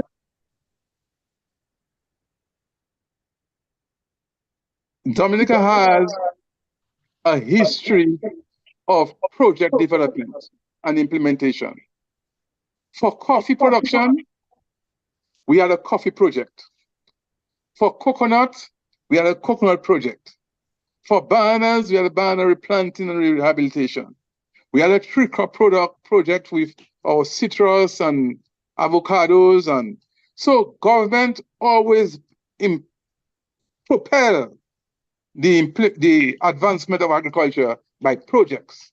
Now, what is a project? A project is a fixed sum of money that starts a project with a lifetime. 2 years, 3 years, 4 years. And the project has an objective. So project management now go out with the money and a program for implementation. So if we decide to go and plant 1,000 plants of coconuts or 1,000 acres of coconuts, we know we need planting material. So we have a program to produce those planting material. We know we want a program of weed control, pest control, nutritional fertilizer application. We know we have to do that. So everything is planned. At the end of the period, which is 2 years or 3 years, you have an evaluation and you say, yes, we put up 1,000 acres. You can go out in the field and see this coconut going up. And you know in 5 years' time, your production of coconuts is going to be so much because you actually achieved the goal of replanting 1,000 acres. And that is where Dominica agriculture developed over the years. And for the last 20 years, we have not seen any of that. So that is crucial. So agricultural projects is crucial to get our agriculture back. Another area I think we have a weakness is plant production, agricultural plant production. As you know, our agricultural stations were priority. Those were critical for supporting and supplying planting material for farmers. Today, the land is used for housing, it is used for all kinds of different things, and the investment that was done over the years to support those stations has disappeared. So even if a man wants to plant yam now, we can't say, okay, I want 2 acres of land, yam, so I'm going to the station to get planting material. There's none of that. I believe we need to revisit that and make sure that we have a good supply of planting material, because without plants, you really cannot produce crops. Good supply of planting material. We have greenhouses now, so implement greenhouse production and have a good system of regulating planting material. Because one of the strengths of the agricultural system here in Florida is regulation of planting material. Every planting material is approved by the state. So they know where the parents come from, they know how productive it is, they know it's free from pest and disease, and it's crucial. So we need to get that. We also have to find a way to protect our indigenous plants. Because if we do not do that, we will lose some varieties that may be critical because of not monitoring and securing them. Another area that really affects agriculture, I'm not sure what happened, but we have too many invaders, pest and disease invaders in Dominica. That wasn't so before, because we had a good system of quarantine. Nobody could evade our quarantine system. Even when official ambassadors or officials come in, even if they don't go through immigration, their baggage must go through customs for quarantine to examine it. I never knew that nobody had a easy pass with their baggage before in the last 20 years. Every bag, because we wanted to prevent any exotic pests or disease coming on the island, because that is crucial. I know we have some frogs there now. We had black sigatoka. We had greening disease. All those things came in because people brought in material that shouldn't come in without examination. So that's a crucial area, and we need to strengthen that. Give our quarantine officer the authority to examine every piece of luggage that's coming to our shores. We bring in equipment, we bring in old vehicles, and with soil, they can bring in nematodes and all kind of bugs. Nobody really paid attention to that, and that is crucial. If we want to protect our agriculture, we have to have and strengthen our quarantine system. So it can be done. It must be done, because I personally don't believe that Dominica can survive without a good agricultural program. Because what agriculture does is strengthen the economy of the rural areas. What the rural people do, they spend in the urban areas. So when the people in the countryside have money, the people in rural will benefit. So it's not like they lost stuff, because when the money comes in, it goes to the bus drivers, it goes to the storekeeper, it goes to the builders, it goes to everybody can get a piece. It goes back in the system, and then the country move forward. So it's crucial. It is really, really critical that we make the necessary investment, we provide the necessary support to our farming community so that we can rebuild our rural areas. If that does happen quickly, we will lose a generation of Dominicans. Because when Peter, yes. Peter, let me just jump in a little. And so far, like I said, you have covered so many pertinent areas. But I have a comment on the chat there from your colleague, Norris Charles. And he says there, I don't think this government has the ability and the capacity to bring agriculture and economic development in Dominica. Good discussion, Peter. I can attest to your commitment and performance as one of the best former Minister of Agriculture. That's from Norris Charles. And I'm saying that to say, Peter, I think what you're doing is important, very important, so that young people, like you say, people who did not know the history could understand, look, all what you're saying was done before. Some of that and more was done. You gave examples of the projects that had started and didn't continue. But the crux of the matter is, it points on bad governance. And after 20 years, I don't see that group of government there implementing any of the ideas that you just enunciated. They just don't have the capacity.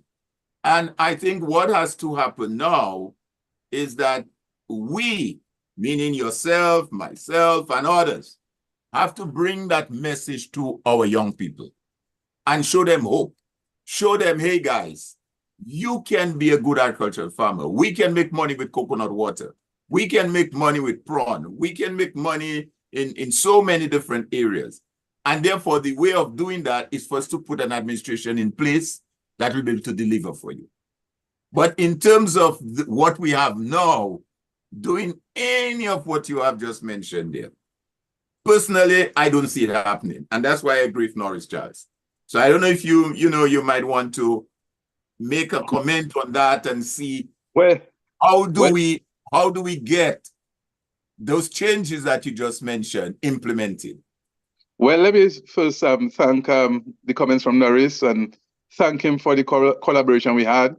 Norris' attitude was, Peter, you produce, I will sell. He was Minister of Marketing. I said, since we produce, I will get market for it. And it worked. I can tell you it worked. I know. And it was really, we built a foundation that we could be making in the next few years, if we're in office, $100 million from export of non-banana crops, because the foundation was set. You know, we had started putting our marketing officers on the ground to ensure that when we making an order, we have the order. Let me give you an example. We went to a supermarket in Barbados, and they were importing a 20-foot container of herbs from Holland every month, every week, or every 2 weeks or so. I can't remember how much. Chive and parsley and celery and all the herbs. We know that Mont Prosper is the land of herbs, right? So we agree with them that absolutely. we agree with them that we can supply from Dominica. They say, okay, if you can supply, let us go into agreement. And Joey Peltier, who was my advisor, for the matter, let me just go back to Joey Peltier. When I came in the office, I knew I wanted to bring a more business-like approach to the non-banana crops. But bananas had a system organized. Joey is an agricultural economist, so I figured that would be the best man to serve as advisor. So we asked the ICA. He was working for ICA at the time, and they released him to us. And I can tell you, this guy was very useful in developing new projects for us. So we went to Barbados and met, I think, Hello Supermarket. I can't remember the name of the supermarket. And they say, okay, we can do that. But what we would like is for them to put a supermarket in Dominica at the time. So when they come down with their boat, it wouldn't be empty. They'll bring goods to a supermarket. And when they're going back to Barbados, they will bring fresh produce. And that will be perfect for us, because they say, we will not only take the herbs, but we'll take our citrus, we'll take coconuts, we'll take, all the other stuff they sell in the supermarket. We say, perfect. We go back to the drawing board and we start putting our systems in place. And we have the opportunity to continue. Let me just say that. Because the people up in Mont Prosper would be selling tons of chive, tons of parsley and celery and rosemary and all the things they produce up there. They could go all out, and that does disappear, But that's the way it goes. So what I want to say is the opportunities are there, but you need people that have the commitment first and have the ability to get the job done. And the vision. Yes, because in Dominica, in any government, for you to be efficient, you have to operate on meritocracy system. If you are the best man to do the job, let you do it. I don't want a man because he's my friend to do work for me. I want a man that will get results for the people of Dominica. And that's the way I operated. And I figured that is one of the things we lost in Dominica. People are given position that because of their connections and not because of their abilities. And that is a way to fail a country and fail an institution, So it is possible. I know it is possible. In fisheries, it's possible. In livestock, it's possible. In crop husbandry, it's possible. Coconuts is a Dominica crop. We are the coconut country of the Caribbean. No, you can hardly get a coconut in Dominica. I imagine we lost coconut after the hurricane. I went down after the hurricane and planted some coconut trees, and I can drink jelly. I drink jelly from them. The few I plant, I've been harvesting coconut from them already. Imagine a country had decided to put 1,000 acres. Imagine what will happen in Dominica now. So the country sit back and let farmers do what they can. So there's nobody driving policy for agriculture in Dominica. And we're back to subsistence agriculture, where people plant for themselves and they sell if they can. You can't get investment in a type of system like that. You want a system that in the past, teachers had their farms. policemen had their farms, you know, because that's some extra money, you know. So there's a market, you're a policeman, when you get your day off or your weekends, you go on your farm, you produce, and you have additional income. But the way it is now, you know, there is no incentive for you to go out and do that, you know. So it's difficult, but therefore the management has to change. Well, if Dominicans do not see the need to change the government, nobody have to tell them that. I think one of the errors we've been making, and not Lofty is always educating them, is blaming those that are there. You can't blame who are in office without giving them alternative. That's all they know. People 40 years now only know this government. So they believe when the government come and give them $200, they believe it's the best thing that happened in the world. But we know what happened to the spoiled child. If you're a parent and you're always giving your child, you know you're leading them to disaster. You have to give them responsibility to go out and earn and perform so that they can become somebody. You know?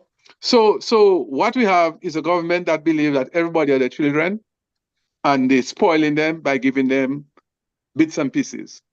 But the people who get in now have no other experience. And that's why they believe that's the best thing that happened to them. So rather than our leaders or political leaders go out and motivate, educate, and prepare them for something better, all they do is complain about who is there and what they're doing. And I think it's a big error over the years. I've said it. And that has really helped the government remain in power and remain stable.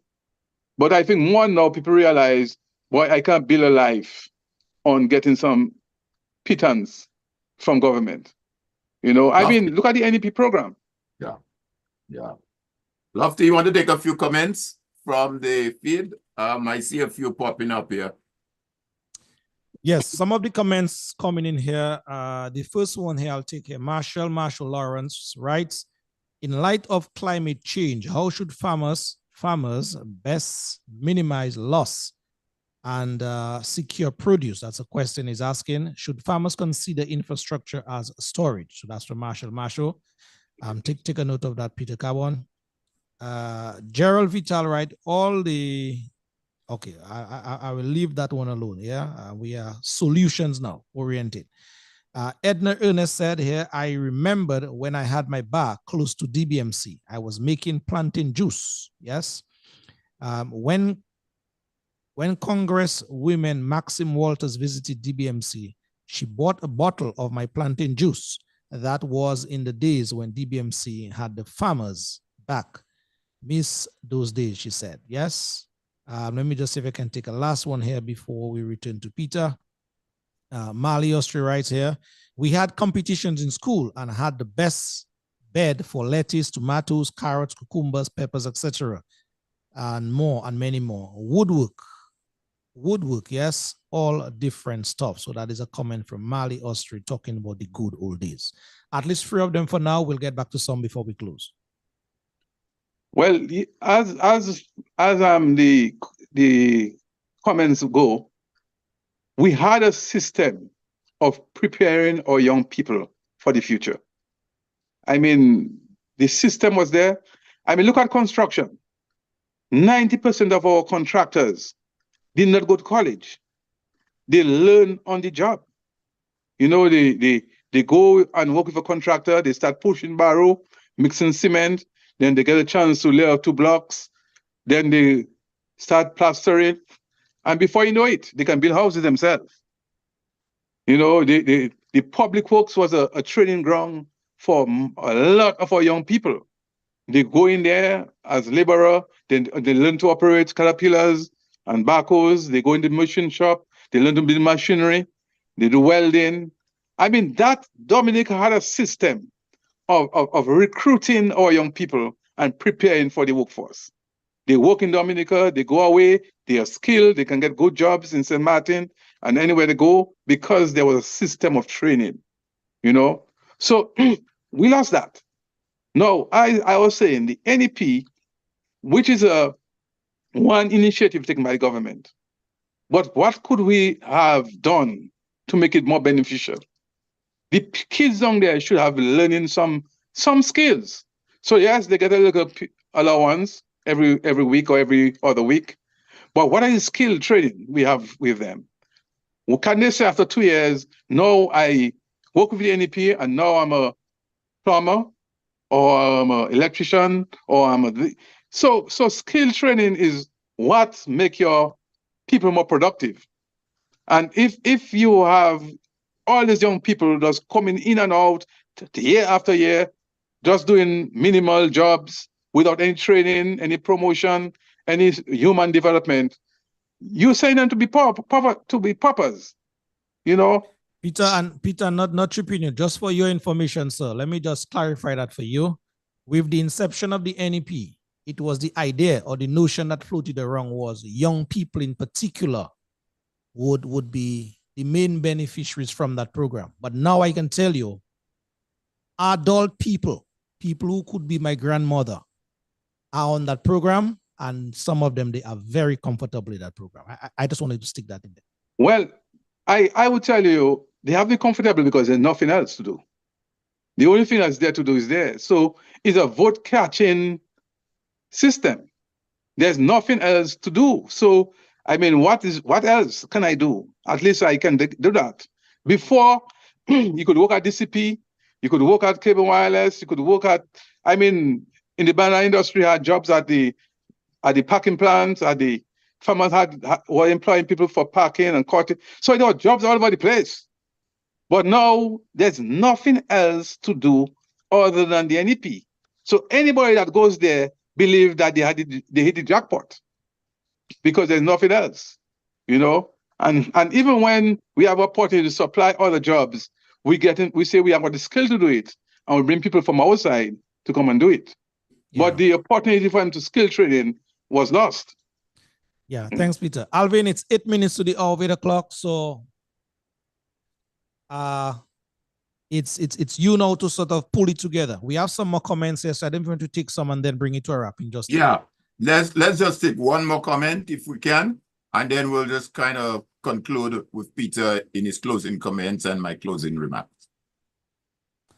We have David Joseph here. Well, Margot Larocque, sorry. She's just signing in here, says, preach, brother Peter, preach. I guess Peter is a pastor tonight in the eyes and ears of Margot, knowing Margot. Margot, good evening to you. Ferdinand Lawrence writes here, all the information given tonight from Mr. Carbon needs to be on constant rotation in the ears of the masses. Yeah. David Joseph writes here, the people of Dominica are to assume 85% of the blame for the present state of the country. Forget about this is the only government that they have known for the past 24 years. As children, yes, he writes here, as children, let me see. As children, we are quite willing to move out of our own if we can afford it after we turn 18, because we no longer want to take instructions from our parents. 24 years of this current regime should be more than enough motivation to change them and see what someone else can do. That's a comment from Mr. David Joseph, listening and watching at this time. Yeah, certainly. And let me just make the last comment, which is an action that action oriented, which call upon Alvin. And that's coming from Bernard Allen. Alvin, you guys should collaborate with farmers who are willing to do so and have them gather as many people in the community so as to have them gather to see and listen to this particular program on big screen. Farmer groups can be organized to advertise and showcase this so as to swing the people in behind the effort to bring about change, so as to open up the possibility of having this sort of leadership again. So again, Bernard is saying, hey, that information that Peter just shared with us, that is something we can go in the communities with, in some form of town hall meeting, some sort of small group discussion where we can spread that information. And I tend to agree with that, because at the end of the day, after all is said and done, we need some action. We have identified a problem. Peter have provided several solutions. Then we need to take action. What kind of action is needed to bring about the solutions that he mentioned? Yeah, and in my view, I think one of the main action, if you ask me, is this somebody's place to do a job. They're placed in a leadership or a management role to manage a company. Dominica is a big business, and we have board of directors supposed to manage Dominica. If the board of directors can directors, because other than that, the company is going to fail. And I think let's go out there. This can still be done, and to bring about that change. Go ahead, Lofty. Yeah, and Alvin, just to sort of concretize the point that you made, Mr. Bernard Allen's comment in terms of the proper dissemination of that message, especially what is happening here tonight. Civic Vibes is a grassroots organization, as it were. That is where we dwell, is in the trenches. And so Civic Vibes ready, willing, and available to go out in the trenches. But obviously, we need the help. This calls for time, effort, sacrifice, and resources, financial resources. And yes, Alvin, financial resources as well. So put you guys' mouth where your money is, or vice versa, and let us get it done, because that information Peter is giving us there tonight, it serves good on social media, but it really and truly matter in the communities where the farmers that is the topic, that is their lane, that is the discussion they want to hear. That is where it matters. It has to resonate on the ground. We need to get some big screens up and running. We need to get some mics. We need to get speakers. We need to get whatever we need. Let us band and bond together to make it happen where it really matters. So I just wanted to punch that there. No, absolutely, Lofty. It has to resonate with the people, and not just the farmers, the young people in particular. In the start of the program, I mentioned that over the last month or so, or last couple of weeks, several young students from the secondary schools graduated in Dominica. We're talking about close to 600 or more students. And out of that, as I recall from the students who graduated at SMA, you had students who did very well in agriculture, who did very well in that particular area, that got some great grades. So you're talking about young individuals from St. Mary's who had agriculture as a passion, who studied it, who wrote an exam in it, and who excelled. So you're absolutely right, Lofty. We can always take this thing to the trenches, but we need the collaboration, we need the support, we need the assistance so that we can do it.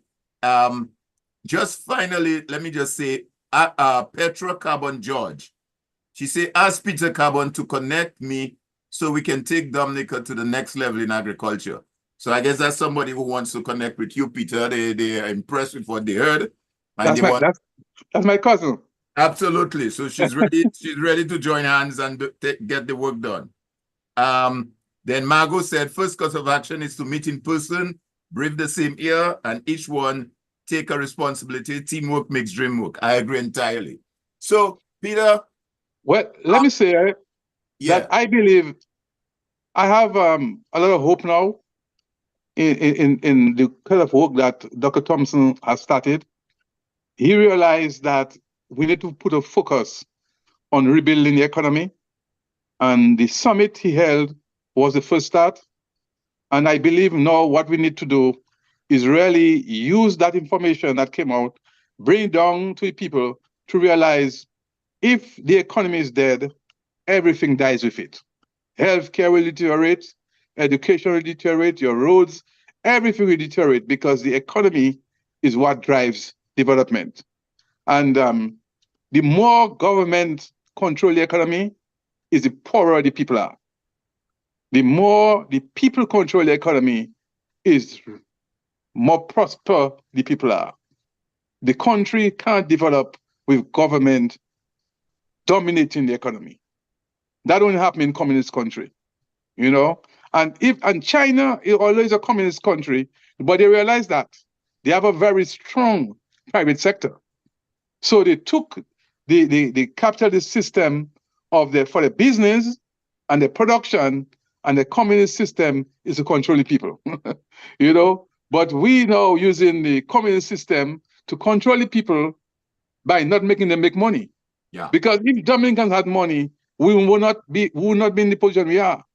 Dominicans are suffering today because everybody have to depend on government some way, somehow.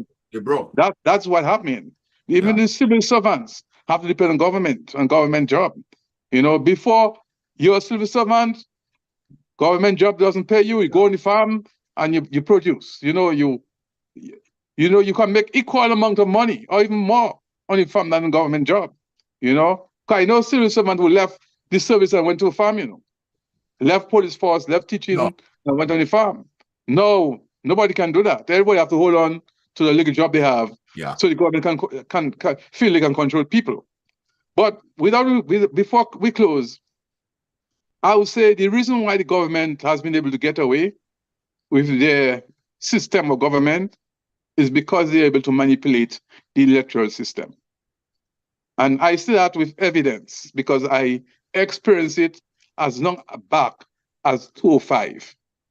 The government is manipulating the electoral system under the present laws, and they want to organize the laws and the regulations in a way that they still have loopholes they can manipulate it.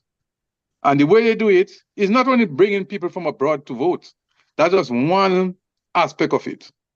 It's people impersonating people and voting 2 and 3 times, and people who are under 18 voting on the names of people on the list, and people who are not born in Dominica coming down and voting people on the list. I mean, there's a lot of cocoa macaque that going on in elections. And unless we have a tight system of election, government will always be able to behave they behave because they know your vote to worth nothing. Because in a democratic system, the vote is the only tool you have to hold your politician responsible. If a politician know, if I do serve my people, I'll be voted out, then they will work for the people. But if they know, even if I do work for you and you vex with me, I will still win my election, I will still steal my election, then there's nothing they have to do for you. And that goes for the opposition alone. It goes for the government supporters. Because the people who receive the best time of Labour Party supporters is election time, you know. They get free clothes, they get free house, they get free party, they get free money. That's the time. If you ask any Labourite, what was the best days in the last 2 years? It's election time. Or that's 5 years, election time. And one more thing I want to say. We have a problem where we label people, labor right, workers, this and whatever. That has divided our people and weakened our people. I think it's time for us to recognize that we are Dominicans and we all have a responsibility to save our country. And even the leadership of the government is not a Labour government. I came from Labour in every way, and I know what Labour Party stands for. It stands for empowering people, making people make money. That's what Labour Party did for my father and my father's generation. And that's the reason why they're benefiting from that legacy. But they have failed the people by taking away the opportunity for them to make money. And if our present Prime Minister was so Labourite, he couldn't have been a Freedom Party, a young Freedom Party, because he in the foundation of Labour, which was E.O. Libler constituency. He grew up with E.O. Libler right next door to him, and he didn't see the value in what Mr. Libler achieved. He saw something different. So he can't claim to be embracing the value of E.O. Libler. So with that, I will close. All right, Peter. Well, boy, yes. Yeah. No, Peter, I think you have articulated and have really fired on 16 cylinders. I'll put one more cylinder. I'll say 17 cylinders. You are fired on 17 cylinders this evening. I think you have given us a lot of food for thought. You have thrown out some good statistics, good information, even good taglines. I think we're going to call you to use some of the taglines that you presented here tonight. If the government work for you, you're in poverty. But if the government, how did you say it again? If the government have to help, you have to depend on government for your livelihood, you will die in poverty. But if the government on you, then you'll be in prosperity. Prosperity, yeah. So because if government know they have to depend on the economy for their income, they'll stimulate the economy so they can get the taxes to survive. But if they know they don't have to depend on taxes, then they don't care about it. And that's what happened. Absolutely. Okay. Your final comment, then I will bring it to a close. My final comment is that I think and we'll take it. You go, Peter. Let's hear from Lofty, and then I'll go to you. Lofty. All right. Yes, Alvin, my final comments for tonight's program. I just want to thank Peter very, very much in a profuse way. Peter, trust me, tonight's conversation was right up there. It really represents what Civic Vibes in terms of information wants to put out to the public, and I've been putting out to the public. And so based on the live feed, the interest there, the comments, everything there, I can tell you that you did justice to the cause of you coming here tonight.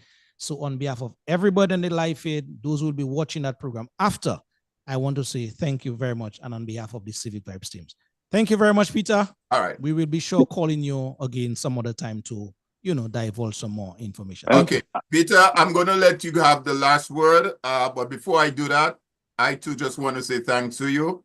And like you, I have hope, Peter. I mean, when I see what happens across the globe, and we see recently what took place in Kenya with Gen Zs, as they refer to them, the young people, they took it for a while before it got to where it got. It didn't just happen. It was for a while. If you go back and you listen and take note of what was happening in Kenya over the years, it got to a point where young people said, you know what? We've had enough. And like they say now, it's not just withdrawal of the bill. They speak about corruption, bad administration, bad government. So like you, I have hope. But what have to happen, we have to take this out to the trenches. I saw some folks on the feed, Lofty, like Dory Drago have said he's prepared to contribute financially. Other folks say they're prepared to chip in. So what I would advise all of you on the feed is get in contact with us at Civic Vibes. You could get through to Lofty, or to myself, or to the Civic Vibe, and indicating what area, what way you can help support what we're doing. Because I think we have to take that message beyond just the social platform that we do every Sunday and go in the community. Maybe, who knows, one of those days we could maybe do a town hall meeting in Wesley or Portsmouth, do the program live from Portsmouth, or do the program live from St. Joseph on the blocks with the young guys. Do the program there. But that requires logistics. It requires manpower. It requires some resources. So those of you who are committed, get to us and we will see how we can do that program and get that going. But Brother Carbon, we're definitely going to bring you back. I'm telling you now, you better put it on your schedule, because we've kind of touched the tip of the iceberg, and I know there's a lot more that you could say and want to say. But let me just give you to say the final comment, and again to thank you as you present this afternoon for us on this huge and important question of agriculture. Well, let me say thank you for the opportunity. I'm a son of Dominica.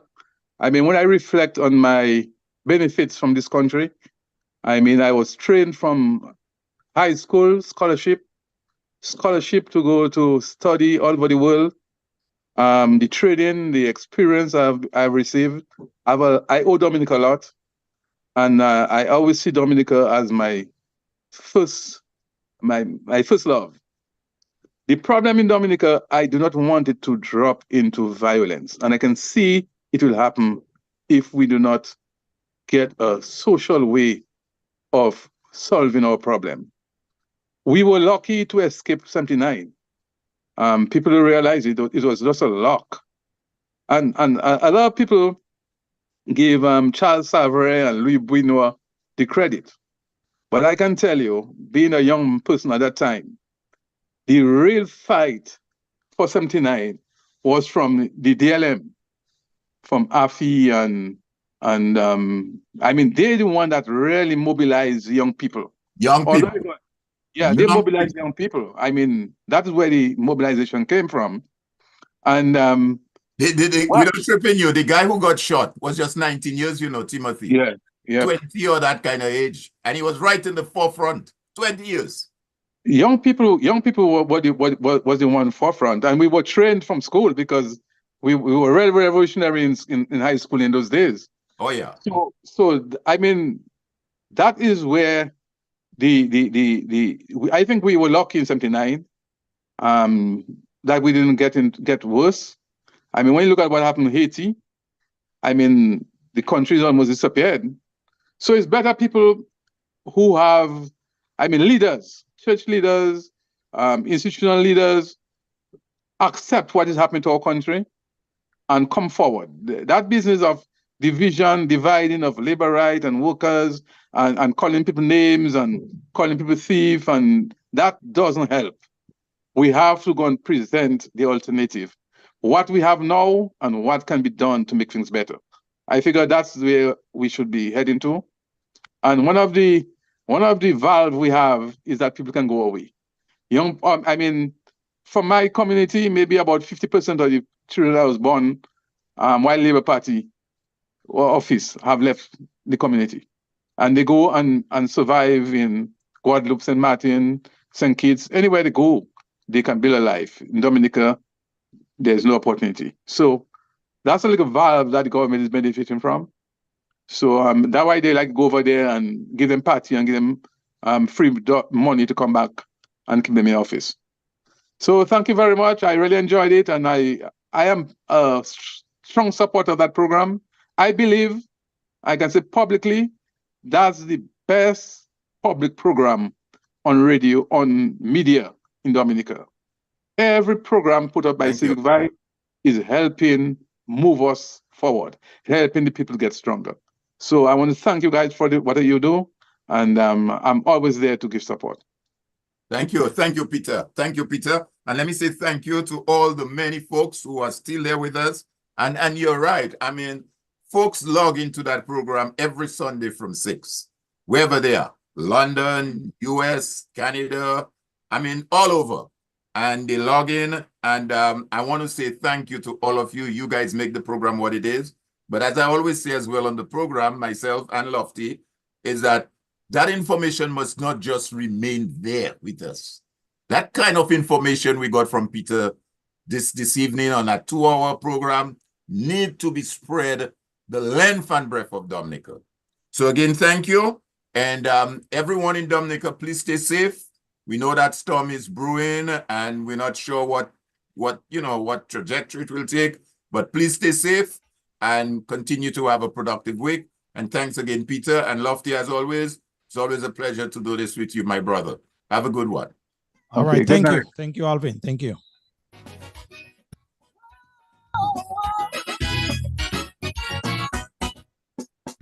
As a true Dominican, I really think we could make it.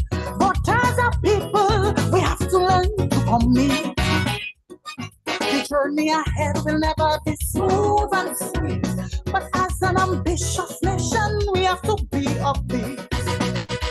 I know we have done it before, so we can do it again. All the pain we've endured, but pride we have to maintain in order to create a better world. Every living soul has to play their role. We have an opportunity to change things around, an opportunity to change things, an opportunity to make Dominica. An opportunity to change things around, an opportunity to make Dominica strong. Joy Stout. Change things, an opportunity to make Dominica strong. We got to stamp out the devil. That is how we want to pull down the curtains on things here for yet another program. Jealousy, not by me. So I want to thank the man, the brother, Mr. Peter Cabon. Well done, brother. Well done. Jealousy, not by all of you still on the live feed, thank you very much indeed for your eyes and ears each and every time. Let's make tomorrow the first day. Yes, Margot, I know you like that song, huh? We have an opportunity to change things around, an opportunity to change things, an opportunity to make our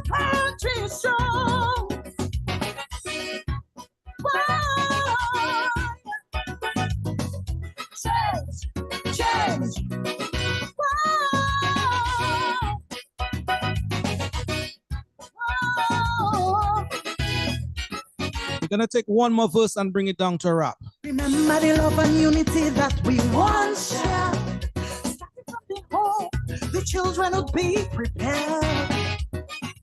Goodness was a daily part of our living. This society would be part of our children upbringing. We used to eat everything we grow and grow everything we eat. But smiling faces would glow and the people will real this street. We need to go back to where we were. Otherwise we'll witness things we never seen before.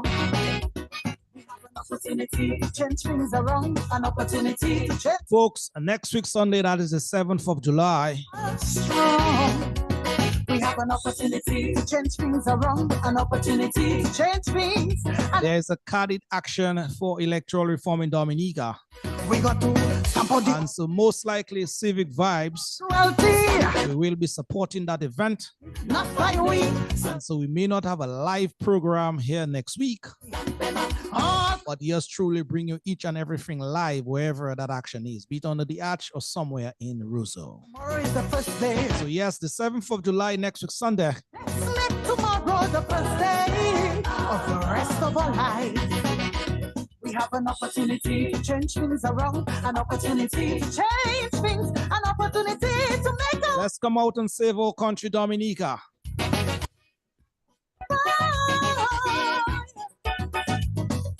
Change. So Dominicans, still we hear from you sometime in the future. That is it. We wrap. We put a wrap on things here. Thank you very much indeed. Alvin Thomas, thank you very much, my brother, and all of you.